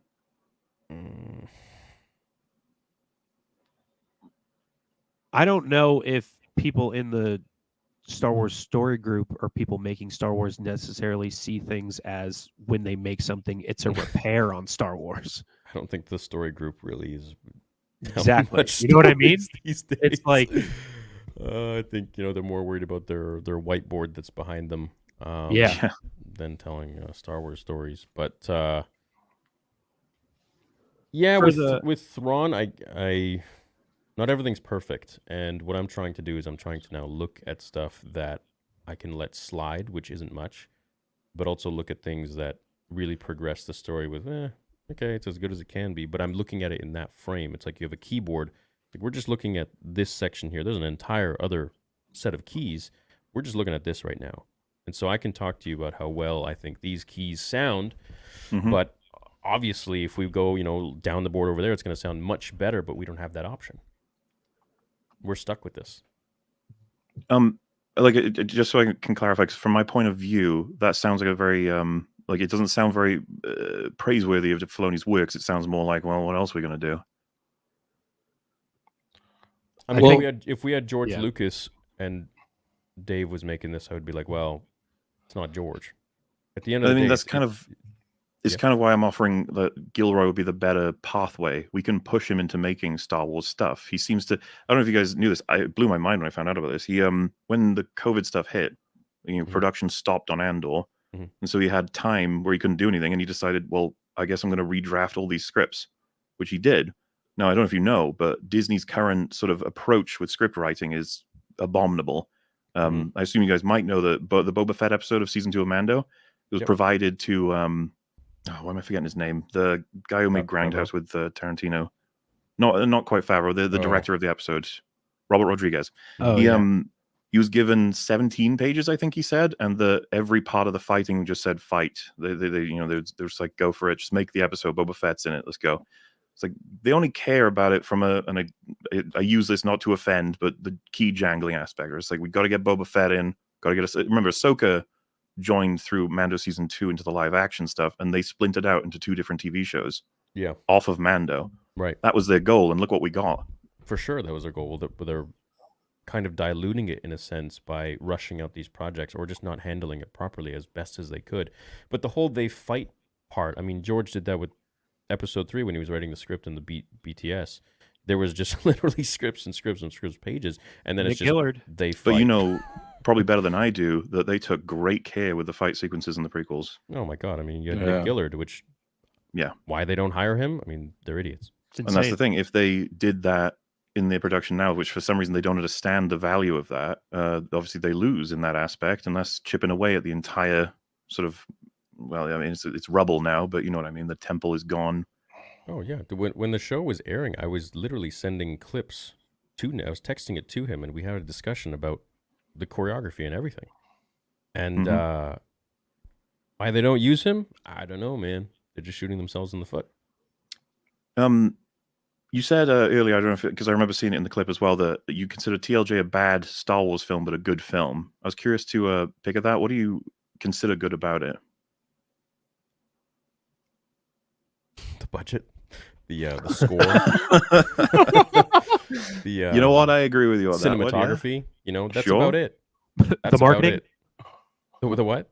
The marketing. The marketing. Yeah, the marketing was absolutely phenomenal. But besides that, no. Yeah. That's about it, right? I mean, to me, that's a shit movie, right? Like, visuals are strong, cinematography, maybe the soundtrack, but that's about it. It's like, 30%. Transformers visuals are strong too. You know. well, you think Transformers is good? No. Yeah, so No. we agree, right? No, we TLJ is a agree. shit movie, yeah. Of course. Good God. Of course. Okay. Yeah, but you know, Waller like- got real worried. I was No, scared but for a I'm second. saying every movie nowadays has good visuals because you're just like, oh, we'll do this VFX, we'll do that VFX, you know. But Yeah. And Disney have managed to find a way to make anything over 50 million look like piss now. Yep. I don't even know how they pulled which it off, but they found a way. episode 4, I think, was 30 million, or was it 40 million, something like that. I mean, and it's purely just story. But also, you know, episode 4 came out when did I say episode 7 or episode 4? Episode 4? Episode 4 came out in a time when it was like the most fresh thing that could. Now you have, you know, space movies coming out of the yin yang, so it's not as special anymore. Mhm. Yeah. Mauler, Um, to your point about Tony Gilroy with pushing him towards, look, if he wants to make more Star Wars, I'm excited for Andor season 2. I'm interested to see what they do. I mean, it's more Star Wars. I didn't mind Andor season 1, but to push him towards making more Star Wars versus Filoni, where you say, for lack of better terms, Filoni has produced more L's than Tony Gilroy's one W, in your opinion.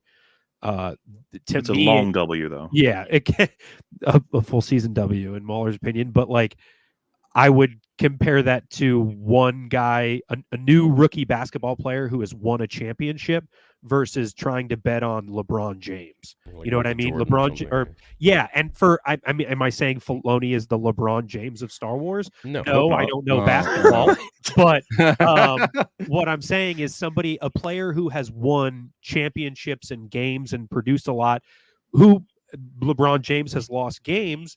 However, Tony Gilroy, who has had one long W, does that mean I don't think he's going to have a more promising career than Dave Filoni? No, I hope the best for Tony Gilroy. If Tony Gilroy wants to make Star Wars the best thing since 1977, fuck Mhm. yeah, I'm all in. But I think it's just hard to put your money. I don't know. For me, I would rather have the LeBron James stuff than the new guy who's just won once, because at this point, if Yeah.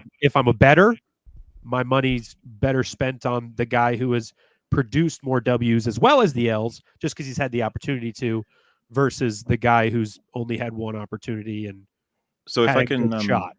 offer an alternate perspective, if someone said new Alien movies coming out, I was about to say Resurrection, they already did that.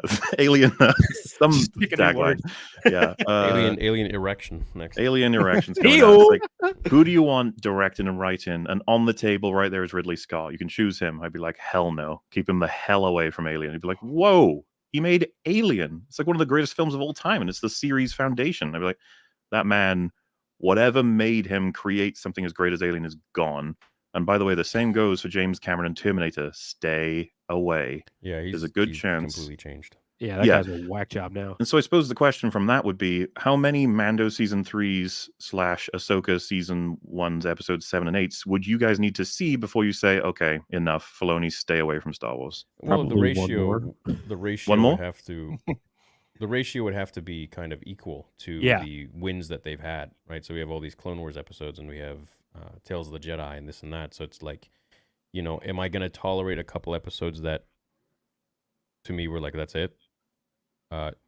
In comparison to his long, illustrious career that he's had, yeah, sure, I'll tolerate it, but I'm still keeping tabs now. I'm with you completely. There are creators that I think go up and down. There's one of my favorite creators currently working is Mike Flanagan, and yet I'm very critical of a lot of the stuff that he makes because I want him at his best. But there's a discipline, there's an attitude that I try to detect from creators, and I don't know that I should ever consider their entire work rather than maybe their recent.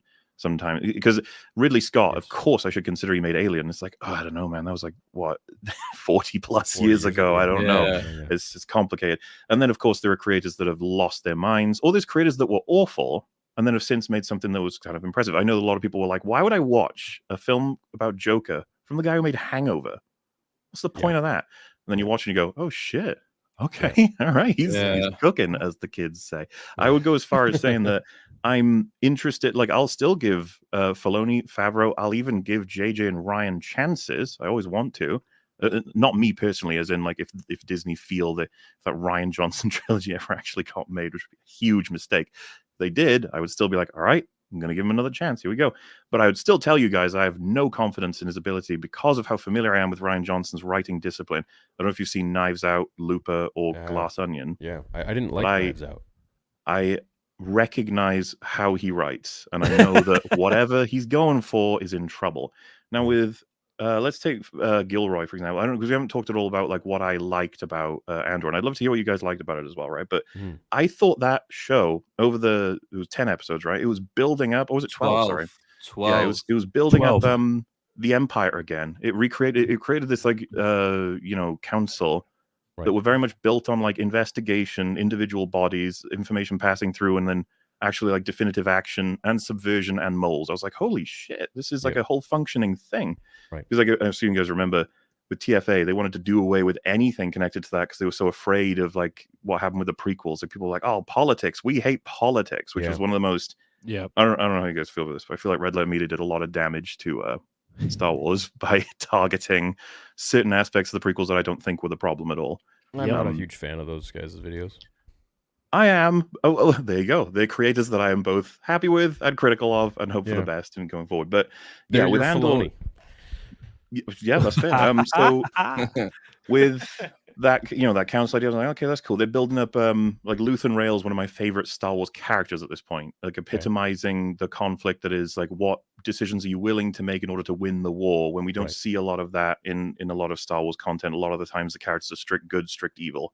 Or pass through each one. We don't in the live action stuff. We haven't had a lot of examples, and I'd love to see more of it. Characters that have conflict in terms of like exactly where they stand. I feel like Count Dooku was a really great opportunity to get through that with more of the live action stuff, and maybe we'll get more of that in future. Mace Windu, Anakin. I mean, more of characters that have. I feel like we didn't get to see a lot of that in live action, where it would be really fun to. I want to explore loads of the Separatist stuff. Again. Yeah, me too. Yeah. So. Yeah. I guess what I'm saying is like I see all of this potential in Gilroy's writing. I love the whole prison sequence. I don't know how you guys have felt about it exactly. like the 4-episode arc for the. I really prison. enjoyed. That was probably where it started to pick up for me. The idea that like all of it is representative of how rebellions overthrow like fascist sort of regimes, and I'll never get over like the prisoners swimming out of the facility that has the Empire cog is showing the Empire bleeding as a result of all of their actions that goes down to the individuals. Like that's really cool. It was. So I see all that potential. Then I watch Ahsoka, and I'm spending most of the episodes wondering who Ahsoka, Hera, and Sabine are. Still waiting for more information from his point of view in this story, because Filoni sold this as you don't even need to see Clone Wars and Rebels. This show will take care of you. It's going to make sure you understand.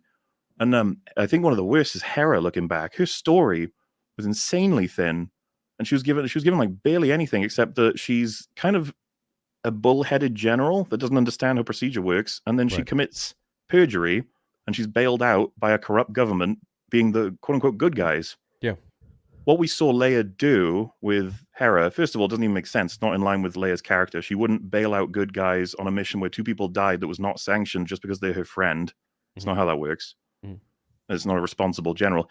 But, more importantly, it's representative to me of like, that's not handling, character journeys well. And I feel like that's represented. We could go through it all, but I don't want to waste all you guys' time.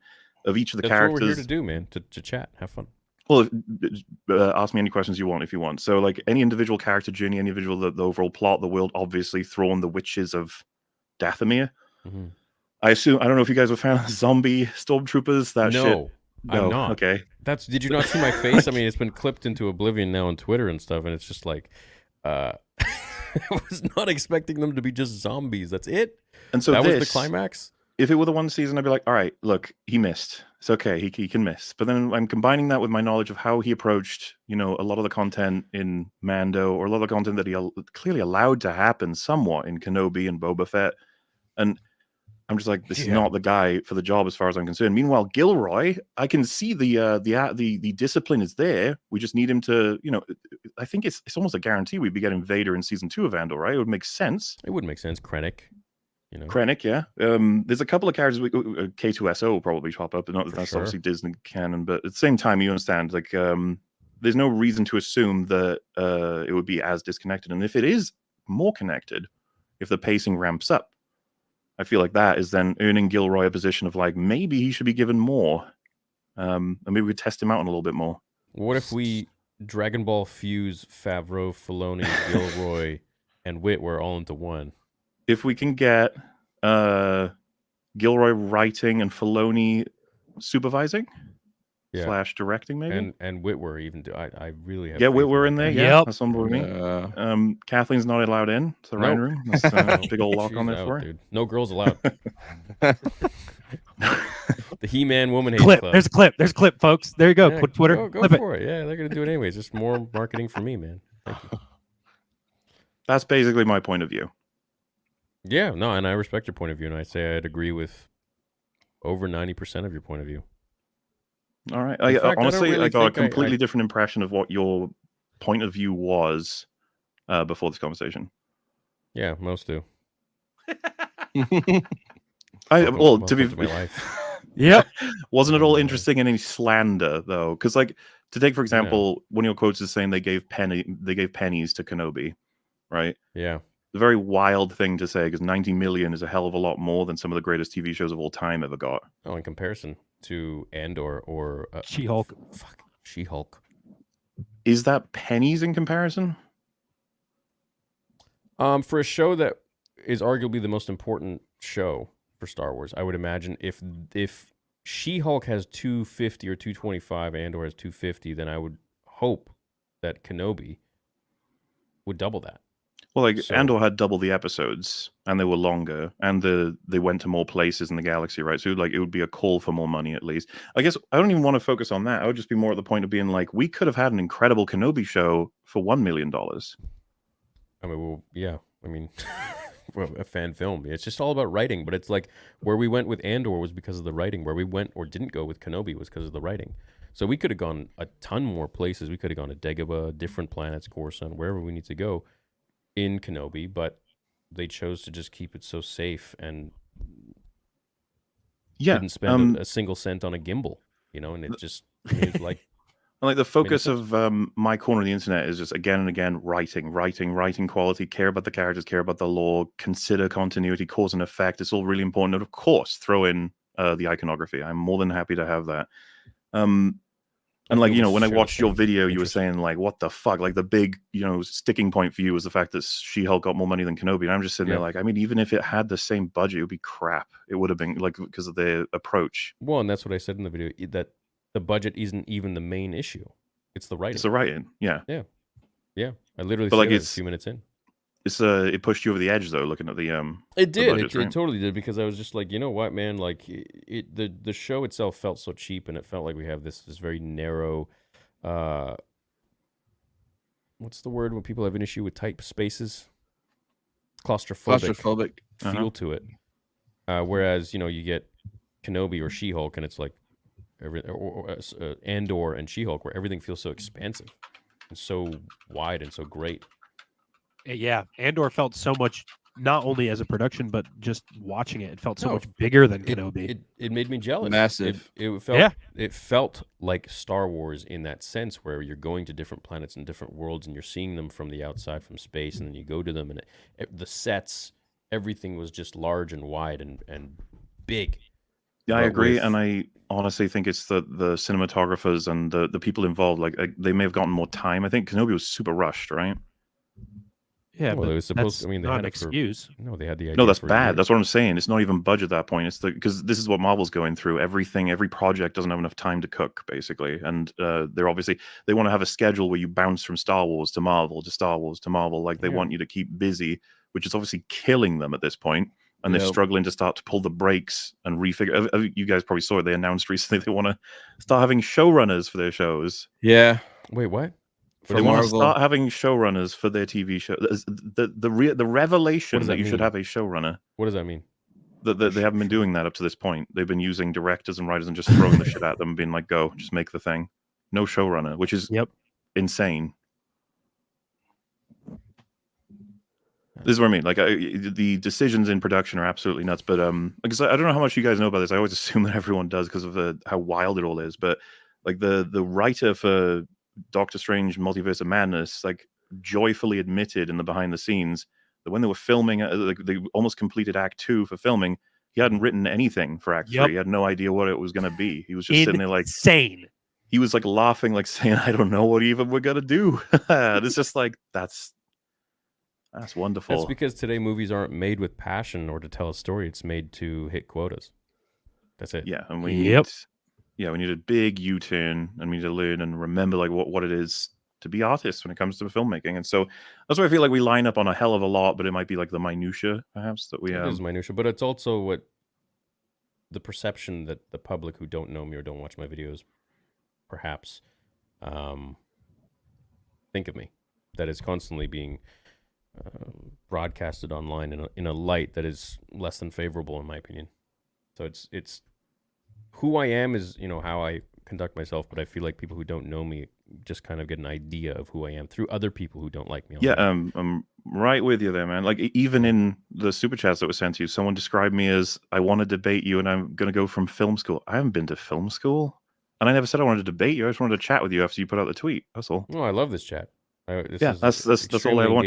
And but like, I don't blame you when someone says that. You just be like, "Oh shit!" Like, is this guy like debate me? It's like, no. Yeah. Well, I get that every day, man. There's just so many people that are constantly just talking shit, and it's like, yeah, okay, like I'm just here talking about Star Wars, man. Like, not everyone's gonna agree with me, I guess, but I honestly had so much more fun with my channel when I was under 750,000 subscribers. That was the best time. Well, and I assume you agree, but best time would have been when the content was fucking awesome. When the films coming out and they were amazing, we could all celebrate together and talk about how awesome the future was going to be. I remember speculating on what the things in TFA were going to lead to. Yeah. I can't imagine doing that now. No. I'm just not as creative anymore, not simply because the creativity is gone. I'm putting it into other aspects, but because there's nothing to really pull from. It's like, where do you go after the end of TLJ? Yeah. The door closed and like what? Ryan Johnson is quoted saying that he wrote it to be an end. That's what he likes to do with his films. Yeah, well, It's just like, thanks, bro. and that This is the crap guy he who's going to said- make the third one over there. But yeah. Yeah. And what he said about how he's like, I think a film where half the audience really hates it and half the audience really loves it, that to me that's a really good film. I feel like you never hear that from someone who made a film that everyone loved. Like, nobody says, like, man, I wish more people hated my movie. Ugh. Yeah, I mean that's a really great way of kind of setting yourself up to never kind of fail. It's like, well, that's what I wanted. I wanted them to hate them. Oh well, all right, you got your wish. You succeeded. Mm-hmm. Yeah, you win. Well, on that note, this is you guys' show, so I should probably hop out. But No, you can plenty stay as of long fun. as you like. I really enjoyed your. I mean, your time. You guys have an itinerary, from what I understand, right? And I think you even mentioned like bringing someone on randomly. I didn't want that to happen, by the way. I was just curious if that's how it worked or not. Yeah, it's very free form here. That's how I've always wanted these live streams to be. Just no real schedule and just shoot the shit. So I really enjoyed my time, and I'd love for you to come back again if you want. Well, yeah, hit me up if you want to. Anything Star Wars related, Star Wars news. I mean, I'd love to tell you all about how horrible Marvel is. That's almost my expertise, along with Star Wars at this point. It's all of it's a disaster. It's sad, but that we're hoping that the corner's being turned, so to speak. Sort of. There's a lot of different things happening, and Disney's desperate at this point, as I'm sure you're aware. The Marvels is going to be a big hitter because that's gonna crash and burn. I don't even know what it's about. It's the females, the female superheroes. Yes, two of them from sort of spin-off shows that no one saw. So, very wise decisions, as wise as the decisions they make for Star Wars, of course. Would you say Marvel is more in danger or Star Wars? It's really hard to, because I've been asked this question before, but Marvel has, let's just say for the sake of argument, 50 characters, huge plot lines, a world that's enormous. And we were asked on our podcast back like 5 years ago, do you think Marvel's going to be destroyed? And we were like, no, you'd have to destroy every single character. You have to destroy all of the plot lines. You have to kill the world entirely. We have been covering every single entry into Phase 4 and 5. They have destroyed every single character. They have annihilated all the remaining plot lines. They are struggling right now to know whether or not they recast or get rid of Kang, the only thing they've set up in 5 years.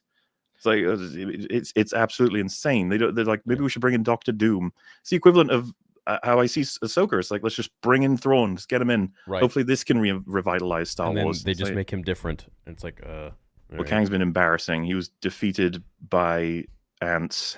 Ant-Man. Yeah. Oh my god. Is that what happened? I didn't watch. Don't watch it. Don't. I didn't. When I saw Kang at the end of Loki season 1, I was like, I don't even remember who. I was like, what's okay? Like, Thanos was cool. Do you know a quote they had was that he was ready for the role because he trained professionally as a clown? What? Jonathan Majors had professional clown training, and that's why he was ready for the role. So what's going on with him now? Is he being arrested or what? Like, I think that's to be determined. Are they they're going to trial. Yeah. Oh, okay. And of course, if he's found guilty, Disney lose him. If he's found innocent, then Disney are confused. They're not sure what to do with him. They'll probably still lose him because it's just too much. There was a while that I think there was going to be a countersue against the person who was suing him or something. Yeah, that's what I would do. Yeah. What are you guys' hope for Star Wars going forward? Where do you want to see it go? Where do I want to see it go? Kathleen Kennedy to step down. I'd like for someone to take the reins. I mean, Kevin Feige, I don't really know how well he's going to do with Star Wars, but I think he does have a good understanding of how to kind of take, a timeline of events and maybe write them so that they make sense, like the sequel trilogy. I would imagine he has a good understanding and basis of Star Wars and the characters and how they would act and react in certain moments, depending on how he writes them. But overall, I would like for them to just start fresh at this point. Let's say I were to take the reins of Lucasfilm. The sequel trilogy would be gone. That would be Legends. Decanonized, yeah. Decanonized. We would create a new sequel trilogy, which would be Dave Filoni's movie. And that would be under immense scrutiny as well. I would be looking at that thing with a magnifying glass. And not to say that I am anywhere near the level of Dave Filoni when it comes to writing Star Wars, but I think I have a generally pretty good idea about what I want, what I see. And again, I'm putting every single fraction of creativity that I have and everything that I kind of preach into my fan films. And those will be coming out soon, and I know the world will see them, and then they can judge for themselves. But I believe I truly have what it takes to create good Star Wars the way we were brought up with. And if I were to take over Lucasfilm, I would decanonize sequels. I would create a new sequel trilogy based on pretty much events happening a few years after Return of the Jedi, and perhaps even having a time jump in one of the episodes there, so that we advance the story. Then I would make games galore, everything that we would need, whether it's 1313 or, a game about Darth Maul, a trilogy on young Palpatine and Darth Plagueis. Get some bounty hunter games going. What's that? Get some bounty hunter games going. Exactly. 13. I'm so surprised that we don't even have a Mandalorian game yet with all that buzz that was coming out. It's like, yeah, that's true. Like the Bounty Hunter. We had so many games under LucasArts. And we've got what? EA created Battlefront 2 2015, Battlefront 2015, Battlefront 2, then they stopped the game. Yep. And we have Jedi Fallen Order and Jedi Survivor, which were great games. But there's still so much more that could be done. We could get Force Unleashed, we could get Force Unleashed 3, we could get a whole bunch of games that don't have to be canon. But again, if I were to take over Lucasfilm, or what I would want to happen is that we take all of the legends that was there when George was around, which is now gone, and just expand upon it and have fun with it. I'd create more I miss shows. Star Wars being fun. I'm with you on that. Yeah, I'd create more shows. And that's the thing with Star Wars. I'm not a huge fan of shows other than Clone Wars, because I feel like they just have a budget of, let's say, 12 episodes, and they got to fill in certain gaps to keep the person coming back each week and to keep that subscription going. Whereas a movie, you sit down in 2.5 hours or more or less, you're done. And then you got to wait for the next installment of the film, like the prequel trilogy and originals. So I'm more interested in movies than I am shows. Shows, obviously, for making content and watch parties, yeah, it's fun. Business-wise, fun, great. It's a plus. But at the end of the day, I'm more of a Star Wars fan than I want my channel to thrive. I could do other stuff. So I would really love for them to go back to making movies and putting our asses in the movie theater seat. And from there, I mean, we'll see where it goes. Let's try to nail those things down first. But essentially going back to what Star Wars was, and then even starting something, thousands of years in the past and thousands of years in the future. I think getting away from the whole Skywalker timeline would be not only refreshing, but needed. It's something that we're almost kind of fatigued with, this whole, the Boba Fett era, the Mandalorian era. It's all within the same, not even 100 years. So Acolyte is kind of the first installment that we have of this, or we're going to be going back 200 years or whatever it is. But screw that. Let's go thousands of years back to a real royal time, to a time when it was like Game of Thrones. And that, to me, is much more interesting than anything else. So I'd probably put my focus on something like that, maybe even like a saga of the Old Republic. Mm-hmm. I mean, I love all those ideas. The only core difference between you and I was I would gut all of Disney. Everything's gone. All the makers, creators there. No, I mean all the creators. So, including Filoni. Everybody including Filoni. Yeah, I would even consider gutting Gilroy. Everything. I want clean house, new creators in. So, what's his face? James Gunn style. Well, he's kept a couple of things that he likes, which is controversial as hell for a lot of Marvel fans. Sorry. Well, yeah, I guess DC. Marvel and DC fans. DC. It's, right, Guardians. Yeah, right. Because, a lot of his actors have come across from other things, and it's just like, the big controversial one, of course, is his, I believe, wife. A lot of people... She's in everything. Yeah. But, I want it mentioned that there are creators out there who bring back their friends, and that we don't care. We're fine with it because they're such good actors. Funnily enough, Michael Rooker comes into loads of James Gunn projects. No one highlights that as a bad thing. Yeah, it's like because we love Michael Rooker. So yeah. What was the movie with the evil Superman kid? I forgot. Brightburn. Brightburn. I really enjoyed that actually. Yeah. I'm not a fan of Superman, but evil. I find it lame. Okay. But it could be done well. I'm not going to deny that. They're entertaining. They're popcorn munchers, Mm-hmm. But what would you want to see with Star Wars going forward? So let me ask you the same question. So we're decanon everything from, I guess, 2013 when the deal was made, 2012, I forget. Yeah, it's all gone. We're decanonizing everything, and we're recanonizing a bunch of stuff. I'm more than happy for Force Unleashed to be canon. I never took that much of it. Like there's, I think you highlighted prequels, for example. There's plenty of criticisms we can levy. We can talk all day about the sort of failings of it. But I think the prequels, and this is something the sequels can't claim, they created such a strong Star Wars culture. Like they churned the fans around on all kinds of merchandise and engagement. A lot of people will tell you that it did the opposite. Different videos that sort of recap history, they'll be like the prequels practically annihilated Star Wars. And I'm just sitting there like, I was there, man. I don't think it may have skewered some of the current day fans, but it created an enormous set of new fans. Yes. A lot of people will pick the prequels over the OT. Meanwhile, how old are you, if I can ask? I'm 30. Oh, okay. So we're around the same age. Yeah, and I saw them as I saw the OT when I was super young. Dad made sure of that, and then the prequels, I adored them. I still adore them. I am probably more critical of them than you are, but that's I assume we can share a love on those. I could rip anything apart, but at the same time, I'm just so. There's a podcast idea. Yeah, just dude, spend all the time talking about the prequels. I could rip apart the prequels for sure, but at the same time, I just understand the characters. I think so well that. I think that's kind of all I know for it. It just doesn't, yeah. But I mean, there are things that in each episode I could absolutely dissect and rip apart, but I've just never really done that. And that aspect, I think, is completely lost. The ability to sort of, because I remember playing all the games on like GameCube and stuff, and then just knowing, the talks. And it's like there were 3 films across. It was 99, 2001, and 2003, right? That was it. Yep. And look at Disney Star Wars. They tried 99, 2002, 2005. Oh, right, yeah. It's even further, the gaps. That's what I'm highlighting, right? Like the 3-year gap. Meanwhile, Disney confidently announced 1 Star Wars movie per year, and then that got ruined. Because as you highlighted with the TV shows, right, that they're like filler things that are supposed to keep us busy until the next big thing comes out. Right. I feel like the Solo movie was the first example of, that didn't feel like an event. That felt like filler. That felt like a weird thing that no one wanted. That Absolutely. I don't, because like again, I say all this stuff and I'm like, oh wait, do you guys like Solo, or how do you feel about the Solo movie? No, I mean, Solo to me was fine, but at the same time, I have no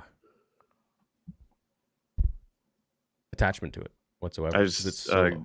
It's yeah. I just like seeing Darth Maul in it. That's about it. It's like Solo's if someone told me that they broke up with their girlfriends, like I'm not going to be feeling the pain they feel. I have no investment in their girlfriend. I don't have any emotions. It's the same sort of thing with Solo. It's like okay, I'm impartial to it. It's a really good in-flight movie. Like if it's on there, I might click on it. I probably wouldn't even click on it, to be honest. Yeah. It was okay, but it wasn't anything. I mean, yeah, whatever. Well, that's kind of what I'm getting at. Is like that was their first realization of like, whoa, we can't Marvelize Star Wars, and at this point, they can't even Marvelize Marvel. Like that's completely fucked. And so like the culture is almost like taking a break. Star Wars is taking a break almost, and that might even be the best thing to do. A lot of people in my spheres sort of recommends like just stop, don't make anything for like 5 years. You guys need to make people be like, man, I miss Star Wars, instead of being like, man, I guess I can watch the newest. What is it? Mando season 3. Okay. No, I disagree. If we get something that's totally Star Wars, everyone's going to be back on board. I mean, remember the energy after Mando season 2? I don't know if that's aged as well as, let's take a lot of the other best stuff of the Star Wars sort of tenure. In the moment, it was, Star Wars was very hot. Well, maybe that's worth we talking about, because that might be another difference between us. I see that as hollow, that event at the end of Mando season 2, and I saw it as like it's got no longevity because there was nothing substantive. We can't talk about that moment like we can the end of Return of the Jedi. No, almost we could spend a whole podcast talking about that scene with Luke and Vader, but we can't do that with the end of Mando season 2. No, it was just an action scene. It was a cool scene. That's all it was. But it led us into prospecting for more, theorizing what could come, and that's what really had fans watering at the mouth. Like the sequel trilogy, like The Last Jedi, when the trailers were out, people were like, "Holy shit, we're gonna finally see Luke! Like, what's he gonna be like? Oh my god!" Yeah, and who Kylo was and what his journey was going to be, and whose parents Rey. But like, where's all of that now? It's nobody cares. No, because they ruined it. But if they had gone and actually continued that trajectory and that creativity, oh my God, we'd be in such a different place. If Kenobi was good, if Boba was good, if Mando 3 was good, I mean, we'd be in a completely different headspace right now. The thing entirely. that I see about like the OT and even the prequels is the sort of expression of like content that we're enjoying at the time, engaged with, we're getting payoff, and we've got stuff to look forward to in the future, mystery and That's right. reveals and stuff. Meanwhile, the best Disney seem to offer is only that part, the mystique. And I think people see right through it at this point. It's getting worse and worse. Like the half-life of the mysteries are getting worse and Yeah, worse. look at me. Yeah. I agree, for sure. But if they can continue, you know, they give us like a really good meal, and I keep taking it back to the food, but they give us a really good meal, and then they give us something that's, you're like, what the fuck is this? I didn't order this. But then they give you a really great dessert, and you're like, okay, it's like, yeah, it's could explain it many other ways, but essentially that's what it's like. You're just constantly confused. So I do think you're right, though. If they were to release some great Star Wars content, we could get back on the horse relatively quickly. Like if they did a trilogy that was top notch, Star Wars would be reinvigorated as a fan base. The whole reason and idea behind the breaking of it, the stopping, is that we can kind of try to forget what it is right now, which is an embarrassing IP. And that we can be like, we're ready. Because a break can do a lot in terms of break. Like George Lucas knew this. He understood it pretty well, seemingly. It's like he managed to mine Star Wars, one of the most profitable IPs in history.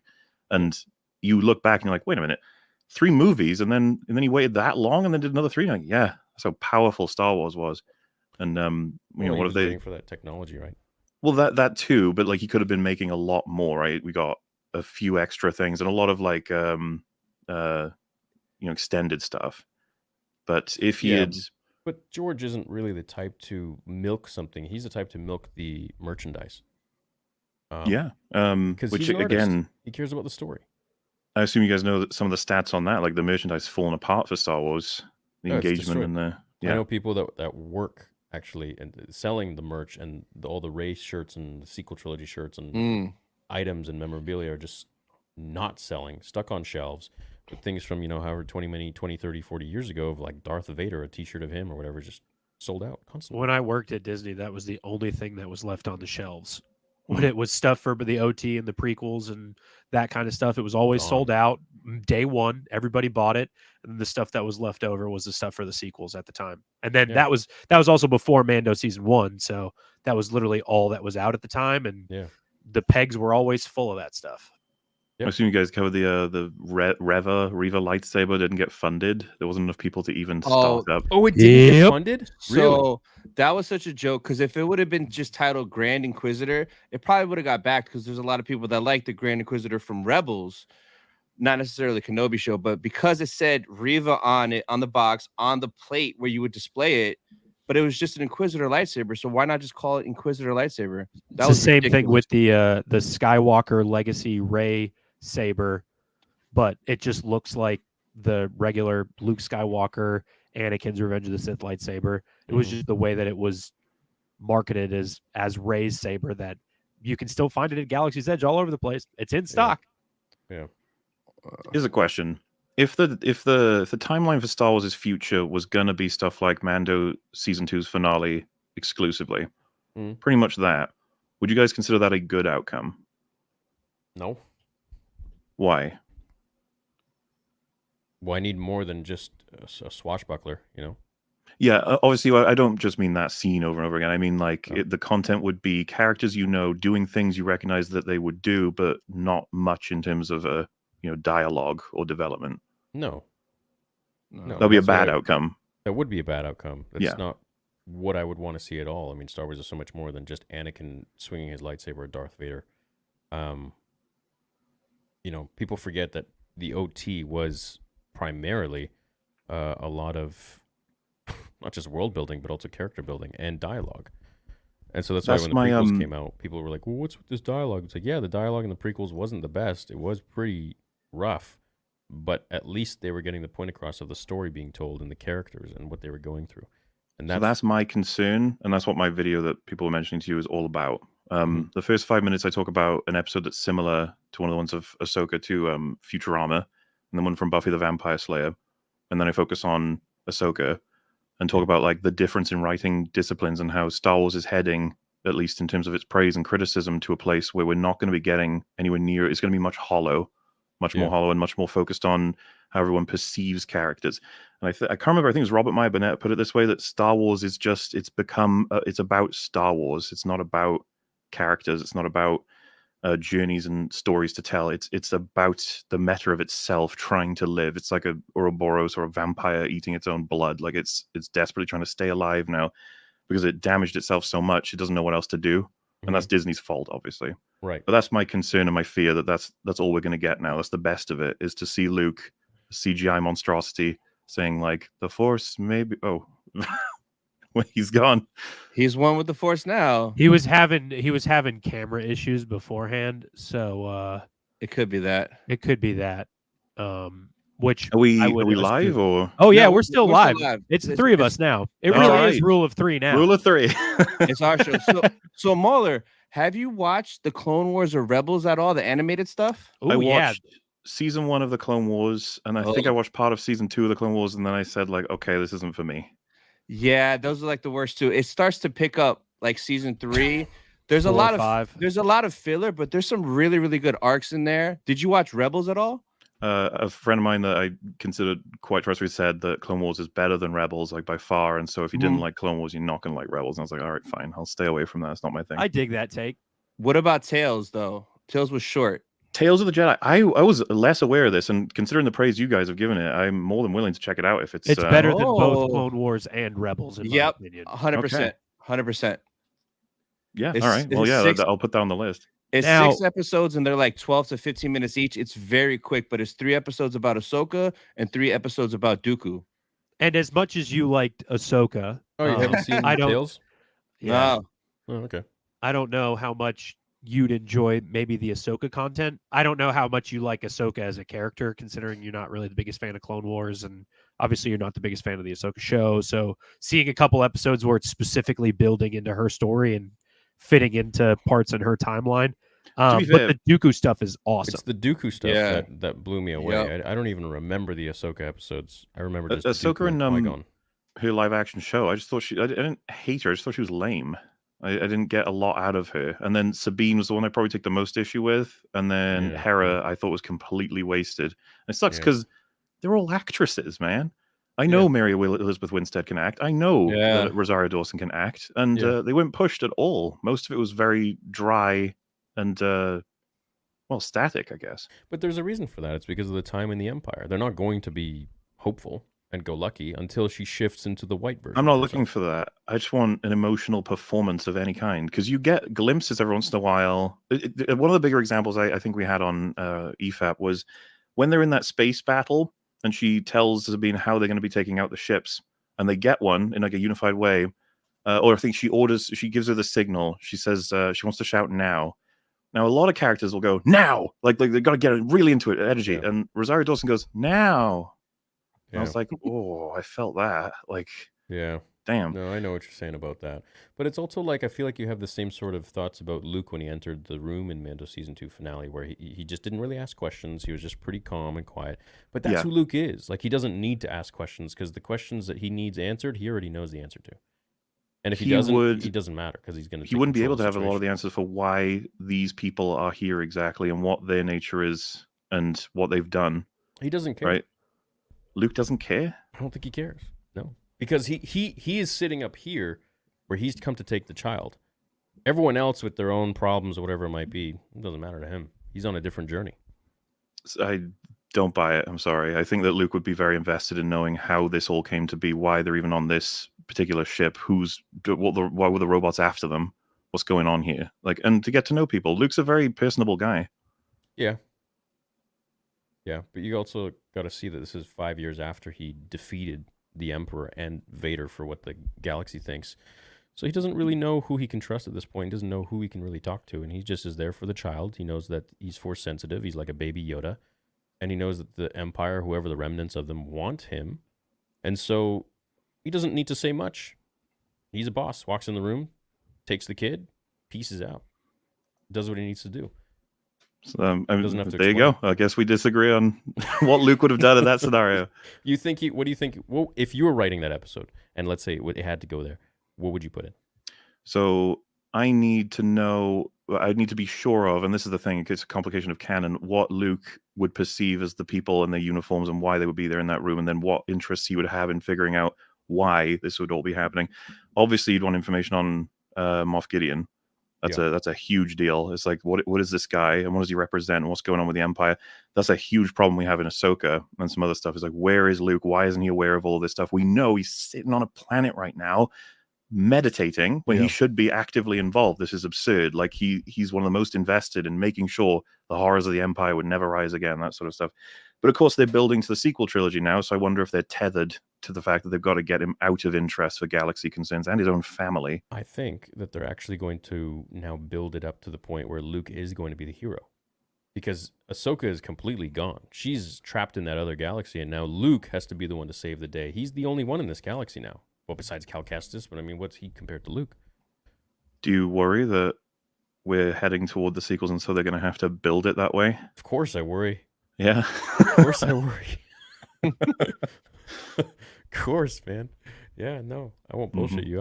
I'm always worried, bro, when it comes to Disney now. I don't know where it could go. One of the most embarrassing misses from them was showing us that Ahsoka and Luke met and they talked about nothing. Dude, yeah, I know. Yeah. I want to know how they met.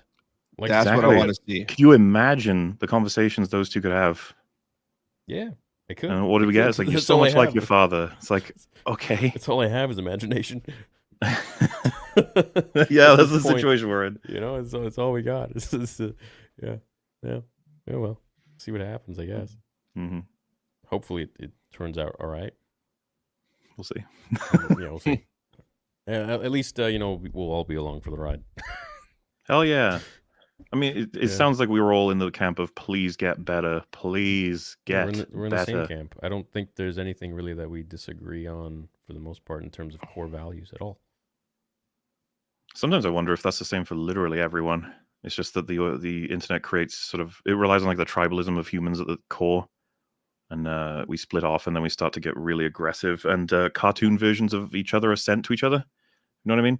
Like your worst takes and my worst takes are tumbled into an insane version and then sent to people and be like, oh, that's who that is? Yeah, that's what they think? Yeah, absolutely. But that can be said for so many people online. And it's like, all of those people aren't going to listen to this 2-hour live stream. They're just going to clip the part and wait for something new to come out on Twitter. Well, I was actually going to say, I hope you guys don't mind if I can put this on our EFAB channel, at least the part that I'm in, so that they can know that you and I have spoken. Because 100%. 100%. Yeah, go for it, man. Yeah. And that goes for anyone else, too. If you want to take clips and stuff and post it on social media, go for it. I don't care. It's all good with me. You excited for any particular project coming up for Star Wars? Tales of the Jedi 2. Yeah, fair. Hopefully, but again, how do you feel about Ahsoka season 2 in terms of like excitement of quality? I'm pretty excited for it because I know that Ahsoka's out now, and it's we got rid of all the fluff and the exposition and all that for the new characters, and we're now focusing on Luke. I hope. Who else is going to save the day in that galaxy? Well, I mean, if it was called Ahsoka Season 2, I presume that we spend most of it on that other galaxy, right? Well, I would assume many things about Disney Star Wars, but I've been proven wrong. How do you feel about the Pandaverse episode of South Park? Oh, dude, it was amazing. Hilarious. Yeah, it's about time. And it's so weird to me that so many people online are basically saying that they're making fun of people like us. So one of the takes I had from first seeing it, I said this to my friends at the time, but I said it to Gary from Nerdrotic about it on streams. It's like, I kind of wish they took more shots at us. It was a little weak on that side of things. It was more, It was way heavy toward Disney, which perhaps that should be how it is, right? The power imbalance between us and a mega billionaire corporation. Exactly. It's not exactly like we should be 50-50. No. But it's funny that I had that perspective, and then I saw people online being like, you guys, you fools. The episode's all about how horrible you are. It's like, I know, I was like, I don't think so, but all right. I kind of missed that memo, but all right. Fair enough. It's mostly about how Kathleen Kennedy's dropped the ball, but yeah, okay. Yeah. Sure, whatever you want. Whatever helps you sleep at night. No problem.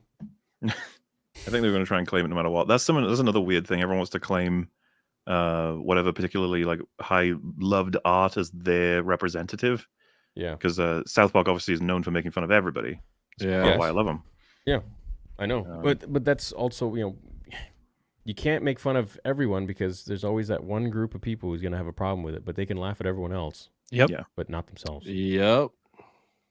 I mean, we were talking about it last week. George Lucas was the biggest fan of like the Family Guy specials of Blue Harvest and stuff like that. I mean, he's the guy who made it, and he loved being made fun of for it. I mean, as long as it was tasteful and it made sense and the points were funny, I mean, that's what it's all about. So, and it just made us. I know for me, we were talking about it last week. Like, it just made me more of a fan of Star Wars watching Blue Harvest when that was coming out, and I was in middle school or whatever. And seeing that and being like, oh, this is cool. This is hilarious. Star Wars is being made fun of. That didn't make me dislike Empire anymore. Right. It's just, it's all part of it. And that's what comedy is supposed to be. And I think that's what, honestly, all media should be. And if you can't stand up to that being made fun of, then you probably don't have the base to stand on to begin with. Oh, dude. Yeah, no. The people who throw stones, you'd be surprised how many of them live in little glass houses. If you make one tweet and then you get a few people coming after them, they're like, you said everyone to harass me. Yep. Or you literally have a tweet that's like got 3 million views on it about slandering me. It's like, what? Yeah. Am I just supposed to sit here and say, hey, take it, give it to me? No, man, I'm not going to do that. Are you kidding me? Yeah, no, it's insane. The entitlement of I should be able to throw anything I can at you, and if you have one more subscriber than me, then you can't say anything back. You incite violence, you horrible human. Picking on the little guy. Yeah, literally. Well, maybe you shouldn't have picked on the little corporation. How about that? Don't fucking come into the den of a bear and wake him up when he's sleeping, and then wonder why you get swatted. It's just, don't poke at a hornet's nest. What are you doing? Yep. I don't understand the psychology behind that, but yeah, that's the internet. It's okay. But we're supposed to be the bigger man here, right? We're supposed to be the one who doesn't say anything, doesn't defend ourselves. That's fine. Whatever. Is what it is. Mauler, what's your last? I know you're probably going to say Andor, but like, if you had to give your next 2 under that list under Andor, what would it be? Not counting the original 6. So Disney Star Wars was my next. Yep. Maybe Rogue One, and then Mando. And it's a real long drop before you pick something else. Mando season 1, I was quite positive about in the first, I think, 3 episodes, despite my issues with a couple like bits of the writing. I think it was either the 3rd or the 4th one. There's an episode where they have to deal with an ATST. Is that 4? Right. That's in the woods. Yeah, I wanted to kill myself watching that episode. Everyone's so retarded. They have a ship and they don't think to use that against the ATST the whole episode. Instead, to train a bunch of villagers with carbon sticks and stuff. I'm not going to get into it. Of course, I need to rewatch it to give you guys better arguments. But I was just like, no, what the hell's going on? And I sort of looked back and I was like, oh, I think I was way too nice to this show because I was so desperate for. We've talked about it on our show so many times before it came out. We want this bounty hunter who's disconnected from everything. Can be a Mandalorian, can be whatever. He's just trying to make his way.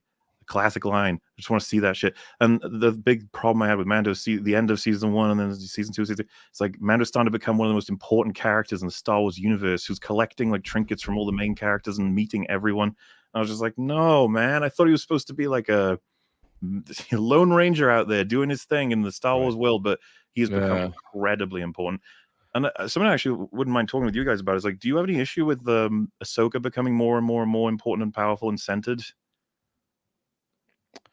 I don't, but no. like that's kind of character development, so that's fine. Yeah. So for us, we've seen all 7 seasons of Clone Wars, we've seen 4 seasons of Rebels and Tales, so we know her whole story. So for us, there's a lot more there, and like you not seeing all that and just seeing what you got in Ahsoka, I could see why you had that perspective. So for me, I don't mind it because it was built up in all the animated, but you had to have seen all of it. I prefer Ahsoka being a spotlight character over Rey being a spotlight character. Yeah, agreed there. Yep. You know what I mean?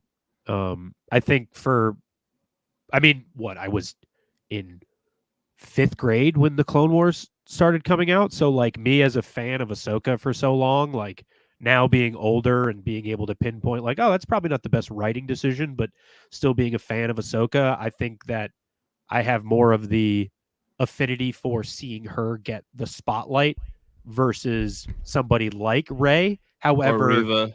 or Reva. But however, in this timeline, there are people, to use Reva as an example of like, I would rather see an Obi-Wan Kenobi show about Kenobi and Anakin Skywalker versus Reva and everybody else they threw at us versus who we actually saw in Kenobi. So when you ask about spotlight, it's like, I enjoy seeing Ahsoka in the spotlight, but that doesn't mean if I had to choose between Ahsoka and Luke Skywalker post Return of the Jedi, I would choose Ahsoka. I'd choose Luke Skywalker every day of the week.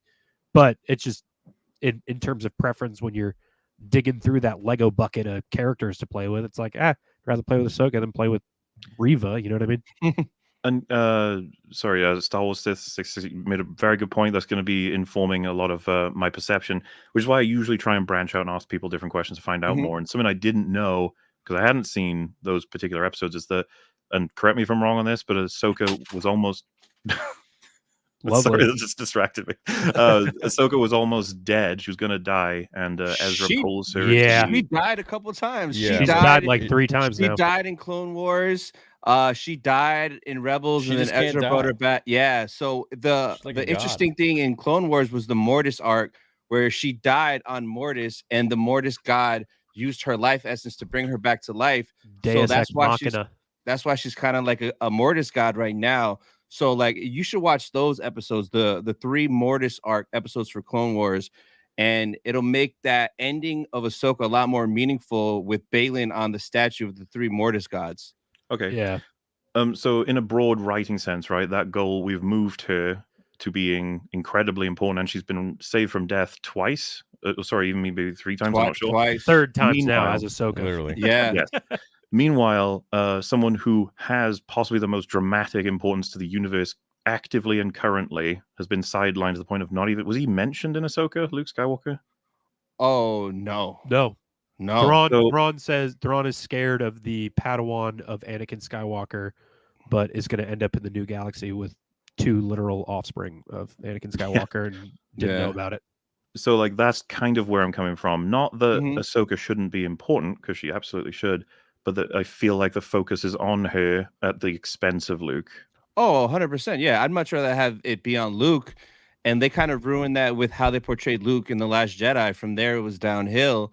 But no, yeah, I'd much rather have that focus be on Luke from the beginning. But I mean, that's not what we got. Yeah, I think that's more of a Disney thing of being able to give a character like Ahsoka the spotlight. And I mean, you could use the whole, like you said about the Skinwalker thing of like, they don't have to do CGI on Ahsoka to give her the spotlight and do all this stuff. But like for Luke Skywalker, you got to deal with, okay, do we bring back Mark Hamill? Do we bring back a CGI?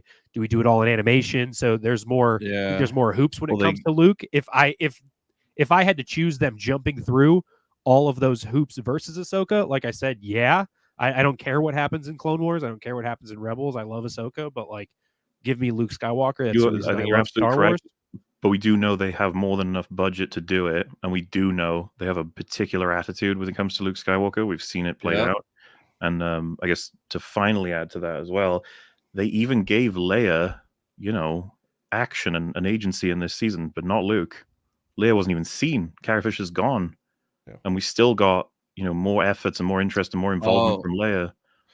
So part of that, though, is in Rebels, because Leia was in a couple episodes of Rebels, so she has a relationship with Ezra and Hera. So that's why that kind of ties in. It makes sense that she would help her in Ahsoka, because they were did a couple of missions in Rebels. Not to say it wouldn't make sense that Luke Skywalker didn't show up. You know what I mean? Still the writer's decision to not have Luke. Yeah. Yeah. Oh yeah, for sure.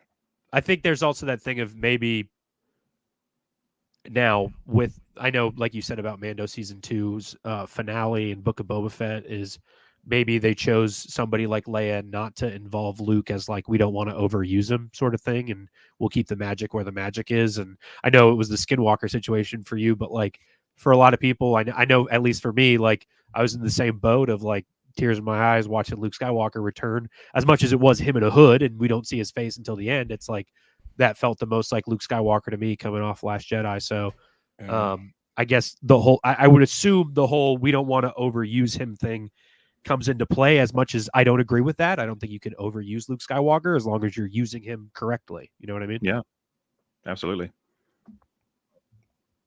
What do you guys think of Taika Waititi making it canon that stormtroopers can't shoot for shit? Well, I mean, it Taika seems like Waititi. stormtroopers are, but that's the thing. In Andor, stormtroopers were kind of feared, but Yep. then Which is cool. in Obi-Wan Kenobi, yeah, which is great. Which is then in Obi-Wan Kenobi, or Obi-Wan Kenobi, she was, was slapped in the head. And it's like, Popped to the face. oh, Yeah. I was losing it when I saw that finale where they like have him be like, I can't even shoot a can. I was like, why would you do that? Why? Like, when Anakin slashed Reva, and she survived. yeah, Not even the first time, the second time too. I'm just like, Yeah. Yeah, the excuse of I've seen people like the whole Twitter thing of like people posting anatomical like Oh my organs of God. people being like, well, if the lightsaber goes through this exact point, it's not going to affect them as much as they can because of the technology at this point. It's like she's a kid. Like if you get stabbed, you get stabbed. There's no way. Maybe it's the Force or whatever. There's no way he knows exactly where to stab her twice. Are you kidding me? we had a very angry comment when we pointed out like how the Inquisitor guy, he got stabbed too and he's alive too, and then someone was like, they have two stomachs, idiot. Yeah, I was like, I don't know that it sucks to not have them both. yeah, that was a major. So what? Sabine, the Grand Inquisitor, Reva twice. They've all been able to come back with the medical advancements. Poor However, Qui-Gon. however, Qui-Gon Jinn. Pulling out for Qui-Gon. What are you gonna do? Man. I can't believe they had Liam Neeson and they got him in the outfit just to do that. He should have Yeah. been more in there, That's man. crazy. Like, he should have been more. Like, there was a couple times he was calling to him, and like, Yeah. he should have came in those moments. But just at the very end, like, come on, man. For me, that whole show led up to what I wanted to see in the show. Like, as much as I wanted to see Ewan and Hayden return, like, the most interesting parts to me about Obi-Wan in the deserts is like him going into that nomad, learning about the Force with Qui-Gon as a Force ghost. So once that show ended, I was like, cool. Hopefully, if they do a season 2, that's the actual. I wish that just started the show. Like, Yeah. the Hayden stuff was great, but I would have rather just seen where they left off. You know what I mean? I don't know. I had so many ideas for the Kenobi show. I'm sure you guys did as well. Oh, Yeah. dude, of course. I mean, there was Oh, supposed to be tons. a trilogy before that, and then it became something else. I think everybody had 10 years worth of ideas, from a movie to a show to 3 movies to whatever we got. So everybody had an idea. It's just Of course. somehow that's the one that stuck. Somehow, Palpatine returned. God. Classic. He's coming back. Yeah, probably Yep. again. We'll see him again with the cloning leads stuff. me to the Rey movies. Like, what the? I don't know, bro. Yeah, to start off with the Rey movie after not being in the theaters for like 6, 7, 8 years, whenever this drops, is ridiculous. It's the most wild double down. And what's strange, and the thing that I always bring up in terms of outside of like the story in the movies, is like Galaxy's Edge is supposed to take place in the time of the sequels, which is why you don't see anybody from the OT or the prequels or anywhere else. But like recently they've realized that like, oh, people don't want to just go take pictures with Rey and Kylo Ren. They'd like to see other people. However, instead of giving you the OT and the prequels characters, they've given you Ahsoka and Hera and Chopper. And is like, as much as people would like to go see them, it's just that stretch of, rather than giving the people what they want, they'll give the people kind of what they want, but in the terms of what's going to make them the most money of, hey, this is a show that's coming out right now for Mando or Boba Fett. So it's just, I think that's the perfect example of, hey, we're going to really stick to this and we're really going to go off on this is just the sequels and this is where you have to live. And it's an experience when you go there. I mean, you saw what happened with the whole hotel situation. It's just, it's so strange what they choose to throw money at. You know what I mean? And I think when we were talking about Andor earlier of the money, it's like, I'm not mad that Andor got all that money. I'm mad that Kenobi didn't, and a show like She-Hulk did, regardless of the amount of money it got. If it was $1 million show, like you said, and it was great, I would have loved that. But it wasn't. And at the end of the day, all I can say is maybe that would have helped. You know what I mean? So in terms of quality. Oh, like I said, man, just get someone who loves Star Wars in a cave with Ewan McGregor for a week, and they can make a better An show. iPhone and a flip phone. Yeah, what a shame. What are you gonna do? Nothing you can really do. Just hope for the best, and that's kind of like my whole Yeah. idea with Star Wars going forward. It's like, well, I'm not really judging it on what we used to have. I'm judging it kind of on what it is now today, and like, what's the best that we can get. Knowing Mauler, that- I would love your opinion on that. What's his name? The director who came out and said that he would only do a Star Wars movie if he got to reboot it from jump, of just Oh. using Luke and Han and do a New Hope, but in the way that he wants to. Was that Matthew Vaughn? I was forget. It someone was the else. guy who did the Kingsman. I think forget that his is name. yeah, a horrible fucking idea. And never ever, it's something that Nerdrotic has said is going to be the sort of the death knell of Star Wars as an IP is when they announced the remake of the OT, and I was just like, what a huge mistake that would be. Yeah, Enormous mistake. You're not going to do better. I'm sorry. It's it's just crazy.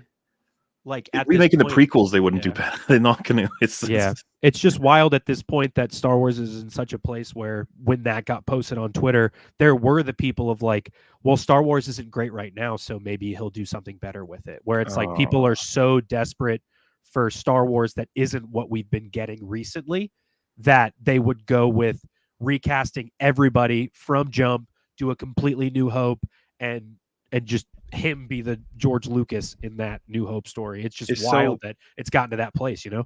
It's so unfortunate because I would happily have him make something in the Star Wars universe. I don't Absolutely. want him to remake the OT. Like, no. Yeah. Especially because you'd think it would be basic maths. Like, you guys understand the OT and the prequels as foundations of what's keeping everything alive. Like, Yeah. people come back to it. They think about it. They want more from that era. They want more of those Yeah. characters they fell in love with.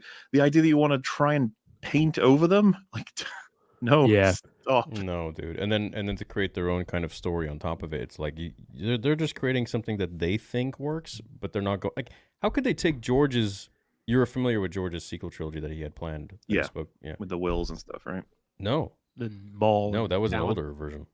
Oh, okay. Yeah, there was a 2019 one where he spoke with Paul Duncan, who created two large archive books called Star Wars Archives 1 to 3 and then 4 to 6. And I had the privilege of speaking with Paul Duncan and interviewing him on the channel. And he full on sat with George in 2019, I believe it was. And George gave him the full outline for the sequel trilogy that he was going to make. And it involved Darth Maul coming back, filling in the void that was... So there was a massive void in the galaxy because Palpatine left. And all of these different planets had different sort of Empire loyalists or people even, gangs and groups trying to take advantage of this void and trying to claim power. And so then you had Maul that comes in with his crime syndicate that he's very familiar with, and you had Darth Talon come in. Luke Skywalker was going to put together the Jedi Order again and try to find new students, and Leia was going to be a very major focal point of the entire story where she would rise to political power herself. Mm-hmm. And so we were supposed to get that story with George, but we didn't.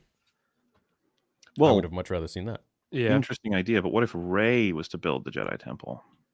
I think she's going to in this new movie, right? That's what I'm Isn't that saying. the- That's what's happening. Is that the deal? Oh my god. Probably. That's why I was Which- thinking, it would be cool if they bring, like, is that what Dave is trying to do now with, Luke and bring Maul back with the Night Sisters and all this stuff? They're going to Them going to resurrect him Dathomir. or something. That's why I'm thinking, okay, maybe it's Darth Maul, because he wants to do George's sequel trilogy before Disney's sequel trilogy to kind of give everyone a happy ending. But I don't know. We'll see. We will see. Because he's leading to a movie, right? A Mandoverse movie. Yeah, supposedly. Yeah. Yeah. There I was think that we're gonna get rumor that season- it was supposed to be called Heir to the Empire. Or That was something like there was a rumor for a while. Oh, but I think we're going to get season 2 of Ahsoka first, and then we're going to get season 4 of Mando, and maybe even season 2 of Boba Fett before we get that movie. That was a huge misstep with Mando season 3. From what I saw of fans online, just Massive. Lizzo, baby. Hmm. Oh my god! Oh my god. Don't even remind me. Well, because Bullshit. I'm assuming you guys felt the same way, but when the Mando episodes were injected into Boba Fett, there was this realization of like, wait, did you just reset like the ending of Mando season 2? Then you Yep. watch season 3 and you're like, yes, they did. Yep. That's completely done. And that has to have been done out of panic, I suppose. Like the formula, it's been so good, people love it. We got to keep it going. yeah. Yeah. Just to sell more Grogu stuff. Well, probably. then to say that Grogu was with Luke for 2 years. That was confusing. When did Yeah. that happen? Yeah. You Can know? we see that? Like what? No, you cannot. Yeah. Yep. You cannot see any of the conversations that Ahsoka had with Luke during that 2 years as well. We'll get a comic in 2030 Oh, of what man. Luke was doing with Grogu on that Yeah, planet. enough with these comics, dude. We need to see the actual thing. It's just Do you think it was weird that he sent Grogu back with R2D2. Like a Alone. Uber, like Dude, a space literally Uber. like a Uber. Like, Yeah. like no That was respect. so strange. I thought Weird. Luke was gonna pop up there in that final fight, and I was kind of hyped if we were gonna see Mhm. Luke again, but nothing.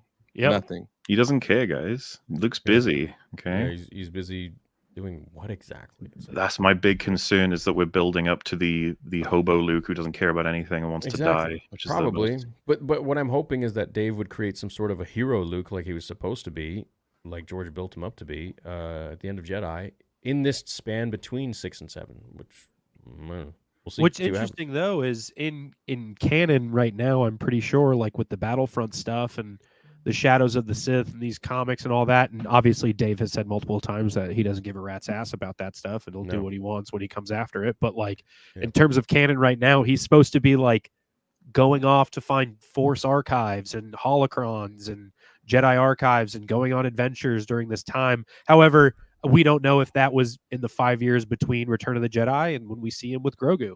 Maybe he's done by that point. Maybe that already happened in those 5 years. So I don't know. It's just now that it's after, it's that good point of like, how soon is Luke going to turn into what we saw in the sequels? Into And there's that Jake. Shadows of the Sith book where he's like fighting like shadow monsters, but Anakin's Yeah. Force Ghost comes back, and Yeah. that's what made it so Anakin's Force Ghost didn't show up in the sequels because he used too much of his Force essence and dissipated into the Force. Mhm. Yeah, I know. I didn't read the book for that reason. I thought it was cool that Anakin came in there because we didn't really have any Anakin, and then I was like, Yeah. yeah. Their It's one of those- canon, sorry to interrupt. Their canon is good. absolutely nuts. Like, I remember when I was trying to do a deep dive of TFA, I was reading about how I was trying to get into like, how did this happen with Poe? If you guys remember, it was quite public. Poe was supposed to die in the first Yeah. act, but he compelled them to keep him in. And they're like, Yeah. okay, we bring you back. I remember being like, what could possibly explain what the hell happened and where was he? And there was like a book that came out way later that was like, okay, so he gets out of there and he avoids like coverage from any of the incoming First Order. He goes to the village and he's looking for Finn. Oh, he's just missed him. And then he sort of heads back, and yes, it makes sense. All of it makes sense. It's just like, It's all these weird band-aids after the fact. Yeah. Fans are loud enough of like, hey, this doesn't make sense. And the story group goes back into the room looking like the Charlie Day meme from It's Always Sunny in Philadelphia, and like, it doesn't make sense. How do we make it make sense? Yeah. And they Oh, I put out feel a book so or a sorry comic. for those writers of those like tertiary third-party books that are supposed to connect all this shit. Like, I remember one of them was supposed to explain Kylo Ren just fully. It was like, okay, here it is, the definitive take on his life, how he came from where he was, how he got to where. It's just like so fucking hard to follow. You get those 3 movies, it's a different character every time. Same for Hux, by the way. I never would have No. pegged that he would be the most inconsistent character across the 3 movies. He's like Yeah. a different person Yeah. every time. Yeah, Mauler, me neither. would I never you would've have- thought that? Preferred the Duel of the Fates script for the Rise of Skywalker movie? Probably yes. Yeah. From the things I saw in it, Rise of Skywalker. So like TFA, that's one of the more complicated ones in terms of like, oof, lots of damage is being done, but I guess you're setting the groundwork. There's that conversation. TLJ I passionately hated. It's almost what launched my channel. I came out with a video really quick, just angry. Rise of Skywalker is like a clown movie. I remember being in the cinema and being like, they don't know how to go up. Are you kidding me? Are we at He that should have point been in now? it. Yeah. And then they do Absolutely that nuts. thing later of in Rogue One. I saw this on Twitter maybe yesterday. There's that thing, and I love Rogue One. I think Rogue One's the best that they've done in terms of movies in terms of content in a very long time. I love that movie. But there's that scene where Jin's going through the plans on whatever that planet is, looking for the Death Star plans, and there's the plan that refers to them being able to track people through hyperspace Yes, yeah. to make things make sense when they do it in The Last Jedi of like, oh, no, it's right there. You just got to know what it is. It's just an Easter egg, guys. We were planning on it. It makes sense that they do that. You know what I mean? And it's just Jin yeah. flips through a name and it's right there. Oh, You give me Band-Aid. PTSD for all the conversations happening. Remember the hyperspace kamikaze? So many Star Wars people were like, dude. that makes sense because Holdo was the first person to really think of it. Oh. It was a ship that was just big enough. It was a God. sacrifice, guys. No one would want to give up a ship that big, but she did because it was to save a lot. It's just like, stop. Speaking It's of to save what we merchandise, love. Tony, when we do like, because Tony and I are big like toy collectors on stuff, and Yeah. there's Ollie's around here where how many boxes full of Captain or whatever Holdo toys are there? That's the Every No, don't. every it's a Ollie full store, box. every Ollie store in Florida has Holdo the Black Series 6-inch figure at every single store for $7.99. And I see Unpunched her boxes. every week, and I hate it. She's You just everywhere. have to walk past it to find the stuff that you actually want to see. Yeah. Full like shipping boxes, like they send 50 from Star Wars Hasbro, and they're like, hey, these are supposed to get put on shelves. Ollie's as a second, I guess not really a secondhand store, but like they sell the stuff that doesn't Buyout necessarily, stuff. yeah, buyout stuff the first time. Those are unopened with like the factory seal tape on the shipping boxes filled with those. Like you could buy a full box for probably like $25 of 30 to 40 Holdo figures at an Ollie's right now. It's just insane when you think about, merchandising. Well, Yeah. I mean, know. Tony and I were talking about Those it the things other aren't day. selling It's just nuts. at all. How toxic it would get too, because like Holdo, keeping the plans away from Poe, and then just all this like crazy toxic behavior as a person in that scenario, and then being like, I like you, Poe, like you're the best. I actually like, and Yeah, being like, dude. what is all that? And then people being like, you don't like her because it's a woman in power. It's like, what? No, yeah, Yeah. like Yeah. Freddie Love Prinze Jr. Leia saying- Organa's fucking amazing. What are you talking about? Yep. I would compare what Holdo did of like hating a character and choosing the wrong decision, what she did to Poe the entire time, and then at the end being like, oh, she knew what she was doing all along. It was the Yeah. right thing, to kind of what Thrawn was doing in Ahsoka, of like he's just getting beat. Nobody likes him, and then at the end he's going, I did plan this.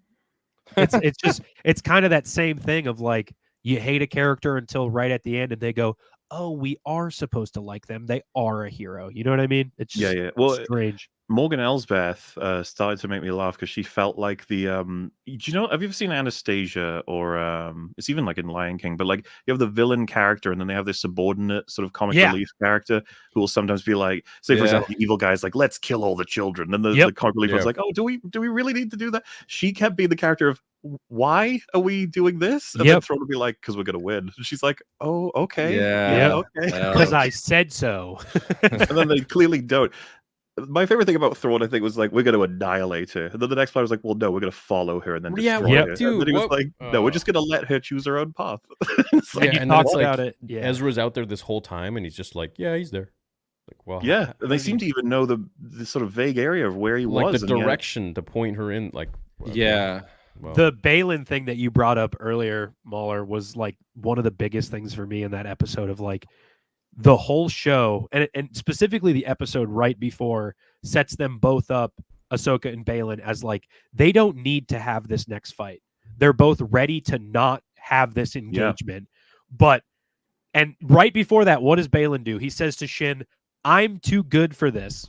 I'm gonna go find my purpose and the thing that's calling to me. And Ahsoka, she has the whole transformation with Anakin afterwards and is ready to go. And afterwards, she's like, I'm just here to help my friends. That's what I'm here for. It doesn't need to be conflict, blah, blah, blah, blah. She's talking to Hu Yang the whole time. She's new enlightened with the white robes. And then they both just like Halo spawn together to be able to fight on that desert planet. It's like you wrote them to do something else, and then it was just like, oh, but wait, they got to fight one last time. So I completely agree with you on that. That's something when you said that, I was like, hell yeah, that's 100% what happened. You guys think of Ezra being like, Force is an ally, that's all I need. The next episode, he's like, there you go, a lightsaber. and then and like when he was using the Force, he was kind of shitty at it. Like, he wasn't really that great. Well, it was expecting and like he still Darth grabbed Maul a or something. blaster. The crazy thing to me was that it's like, take a blaster. No, we'll take the lightsaber at least. He's like, no, just the Force. And it's like, she can't use the lightsaber and the blasters. So you should take at least one. Like, come on. Yeah. I will say too with the Ezra thing, it's like when I clipped it too of like that versus the Force is my ally. I don't need a lightsaber. It's like, okay, that's a cool line. If it was built on afterwards of him just not using a lightsaber and being able to do the Dragon Ball Hadoukens and all that stuff, it would have been fun. But like comparing that to Luke just tossing the lightsaber over his shoulder and not explaining it, I've seen people be like, oh, well, that's what Luke meant in The Last Jedi. He didn't need the lightsaber. Is that what they're saying now? Oh yeah, I saw that immediately. I posted that clip of those two things back to back, and that was the first thing. It's, well, you just don't understand. Luke meant the exact same thing, That's what he did when he threw the lightsaber. He doesn't need the lightsaber anymore. That's why he's scared of it when he falls over, right? I guess we don't understand. Do you know one of the things I love about the sequel trilogy is how much those films fight with each other. Yeah. Oh God, yes. TFA is like, Ray, 9. your parents, like, they're out there to be found. It's going to be incredible. Then the second film's like, there's nothing there. Nobody. And then the third film's like, no, Palpatine. Like, I posted that clip the other day of Daisy Ridley being asked after The Rise of Skywalker she was in an interview with Josh Gad or whatever, and he goes, he's like, so you really didn't know the whole time? And she goes, no, I had no idea. JJ said it was maybe an Obi-Wan Kenobi thing. Yeah. And then she was nobody. And then she said I was the grandbaby of Palpatine. And I said, that's cool. But then they didn't tell me until the last 2 weeks of shooting. And it's just like, that's the perfect example of why those movies don't make sense. It's because your main character, that your tentpole for the entire trilogy, you didn't know who she was the entire time as you were writing it. Yeah, and then, mythologizing Luke, he's the one we're all leading to. We're going to get him at the end of TFA. He's going to come in and he's going to make all of this make sense, lead them, be better. And the second film's like, no. No. And then the third film's like, no, he is. He's a good, look at him. Oh, he's teaching. Do you remember he catches the lightsaber as it's being thrown? I was like, oh my God. There was in the trailer for, I think it was The Last Jedi. It was either The Last Jedi or The Rise of Skywalker. It's Luke saying the voiceover of Luke playing of being like, my father had the Force, my sister had it, I have it, and now you have it. And you're like, oh, Luke's going to be an awesome mentor. This is going to be fantastic. And then, look, I always say in The Last Jedi, the one scene that I'm like, this is okay, is when Yoda says the whole thing about failure being the best teacher. That's the most like Star Wars any part of that felt. However, you have to look at it through the lens of that's Yoda teaching Luke Skywalker that, when it could have been Luke Skywalker teaching Rey that, rather than Rey teaching Luke that. You know what I mean? Love the lesson, hate the context. Exactly. Everything about it. Yeah. Put the quote on a sticker, but don't show me the movie where it came from. You know what I mean? It seems like we agree on pretty much everything, dude. I don't see any sort of differences here, which is great. Well, there we are. Yeah. What a debate. Can be said. Yeah. I think people view me as much more like, I don't like to use this word, but hateful of more Disney Star Wars content compared to you guys, for sure. Like when someone says like Ahsoka season 2, Mauler, Efa, what do you guys think? And we're like, oh, it's gonna be bad. While you're like, oh, yeah, I hope it's gonna be good. Like a much more optimistic point of view. I would still say I hope it's going to be good, but I'm so aware of how these things are made. Like Marvel, I'd argue maybe there's even less hope when I know the creators behind it. I know that their desperation for like reshoots, and some of the worst damage that gets done is in reshoots at this point. And the budgets are ballooned. There's bleeding everywhere. You know what I mean? Like I want better. But I think I'm more pessimistic than you guys. That's probably the big sort of line. I between want us. better, and I think I'm more hopeful. But every time, so that's. I've been saying it since Book of Boba Fett. When people are like if somebody in my day to day, they know I'm the Star Wars guy around, and they're like, "Oh, you like Star Wars? How are you excited for what's to come next?" I always chalk it up to cautious optimism, with it being 80% cautious and 20% optimism. Like, hey, it could all go to shit right here, but I'm at least going to give it a try before I see it. You know what I mean? Yeah. Yeah, but at least I still keep tabs, and I know that this and this was just completely crap. Yeah. And I'm very worried, but at the same time, I'm hopeful. Yeah. I'm not French, by the way. Nor do I drink wine. Nor do I eat cheese. Nor do I wear a I beret. have a mustache in a film. He's the only one with a mustache. I'm the one who went to film school with a mustache. Yeah. I have a beret somewhere. Yeah, I enjoyed this. Mauler, would you come back one day?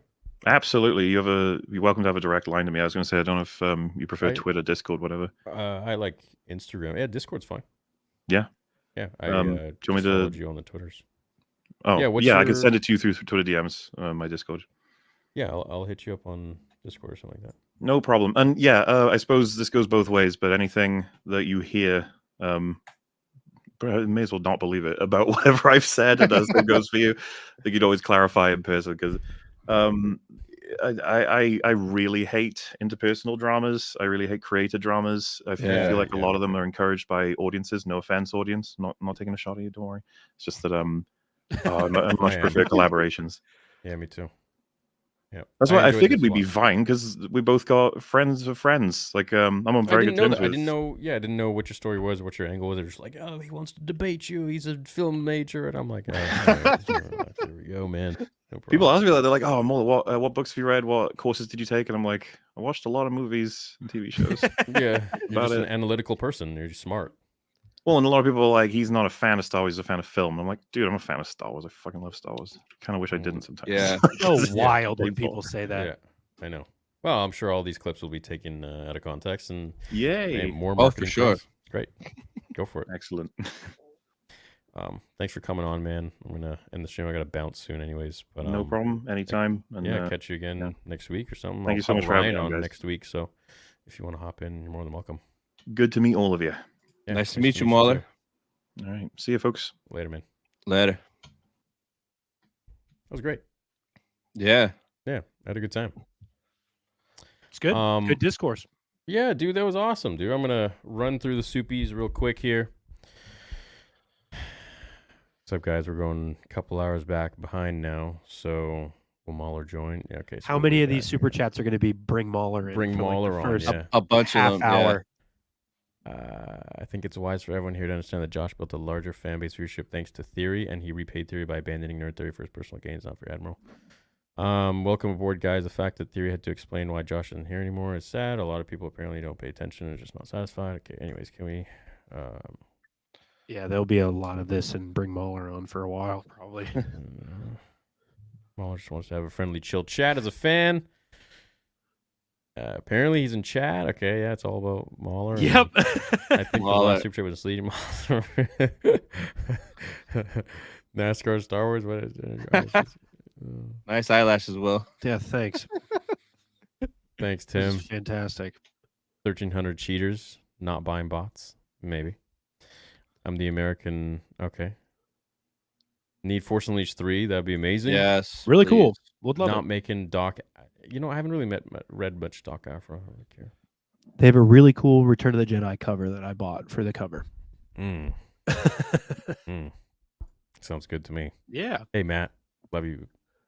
Chat real annoying today. Let them do their Yes, own I show. made it in time. Was really looking forward to tonight. Glad all three of you back. Love this group here. The chemistry is great. Thank you, Josh. Appreciate that. Mauler's John. Yep. I'm going to start a tally. Regardless who is and isn't part of the show, I'm here for Theory and Star Wars. Thank you, man. Appreciate that. Thank you, German. Disney needs to fire all the activists on payroll. It's the only way to fix the problem. Their employees hate the demographic of fans. Man. I agree with that. Would you ever react to Light and Magic? Yes, I actually would. I watched part of it and then I was like, I should react, and I didn't watch it again. Concepts by Filoni and Favreau, writing by Tony Gilroy, good mix, and choreography by Nick Gillard. Y'all just want drama. Super disappointed in this chat. Glad to see you again, Theory. Been busy. What's up, Steven? Hope to have you on one day. Wait, what? Nothing. Just funny. After that whole chat, it's just funny going back to these super chats of It's- like, I hate this. And then everybody was like, whoa, this is actually kind of cool. These are from 2 hours ago. Yeah, exactly. Literally from 2 hours ago. I watched Kenobi. Moses Ingram cannot act her way out of a wet paper bag. Yeah, Jesus I Christ. fully agree with that. Yeah. Oh, thank you. Last super chat of the stream. I would rather pick Dave Feel Good Filoni over Tony Killjoy all day, any day. Where's Mauler when we need him? Here's an idea for an R-rated movie or series: a lightsaber dueling tournament at a Sith temple in the style of Enter the Dragon. That'd be kind of funny. Like Mortal love Kombat that. style. Yeah, that'd be cool. That'd be a fun game. Make that a game. Yeah. Or was YouTuber AP? Okay. Financial aid for his father's medical bills and his family. Please check out his video. Oh, it's very sad. I hope he. If you guys want to go check it out, I don't really Yeah. know what it's about, but yeah, I hope he gets the help that he needs. Hope his father feels better. Live action Sabine gives the Force a femboy energy. Filoni making a bad episode, and everyone wants him to out Gilroy when all the damage is because of KK. Well, I don't deny that. Yeah. Oh, cool. It's crazy. There's a lot of fans of Mauler here. That's good. Yeah, there he was a said he lot was in the like, a chat. lot of your fans don't like me, and most of the chat was being like, "Oh, Mauler's on, love Mauler." So it was just interesting that. No, I haven't heard from Samuel Kim in a long time. He won't be. He doesn't want to score the movie, so I haven't heard from him in like 2 years, year and a half. Love you guys. This trio is great. I got 3 words for Feige. I guess still Mauler wasn't on at this point, or maybe he was. The only path to fixing the sequels is going forward and bring back Ben Solo. Oh my God. Jesus Christ. Oh, How does the fan feel about Star Wars projects so far in the future past compared to the? I feel like we answered those. These are all like Yeah. a while ago. Star Wars wasn't in the best state, but I'm forever grateful for you guys. In my eyes, you guys and Filoni are keeping it fun to stay up to date with. appreciate. Yeah, that. you know that's what we try to do here. the best we can It's all about having fun, you know? with Yeah. nothing. You don't have fun. Well, what do you got? Well, I effed up that bad. I feel bad. Didn't mean it that way. Thanks for having my back. Will, where does your name come from? Oh, I started off as a Lego account. Mm. And then I didn't change it. Will And my last name is Diamond. Diamond. Will Sounds like a Diamond. porn star It does, dude. with that mustache too. Damn. William Diamond III is my Yeah. full name. Crazy. Fucking annoying, right? Oh Crazy. man. 9 Yeah. cubed. 3 cubed. If my lineage goes on for 40 generations, they can be named WD-40. Yeah. Oh man. Yeah. Yeah, I enjoyed that dynamic. That was good. All right, chat. Well, we hope you enjoyed the show. Almost 3 hours long. If you can leave a like on the video before you exit, that'd be much appreciated. We enjoy the super chats and the debate and the talks and the free chats and everything and the membership. So thank you so much, guys. You can catch the boys at their channels, which have been literally posted right here under their face. Oh, yeah. Time. So we'll catch you guys in the next stream next Monday. We'll probably have Ryan Kinnell on. We'll get Mauler back on, and the boys will be here as well. So we love you all. We hope you have a great day, and may the force be with all of you. Always, baby. Always, baby. Peace.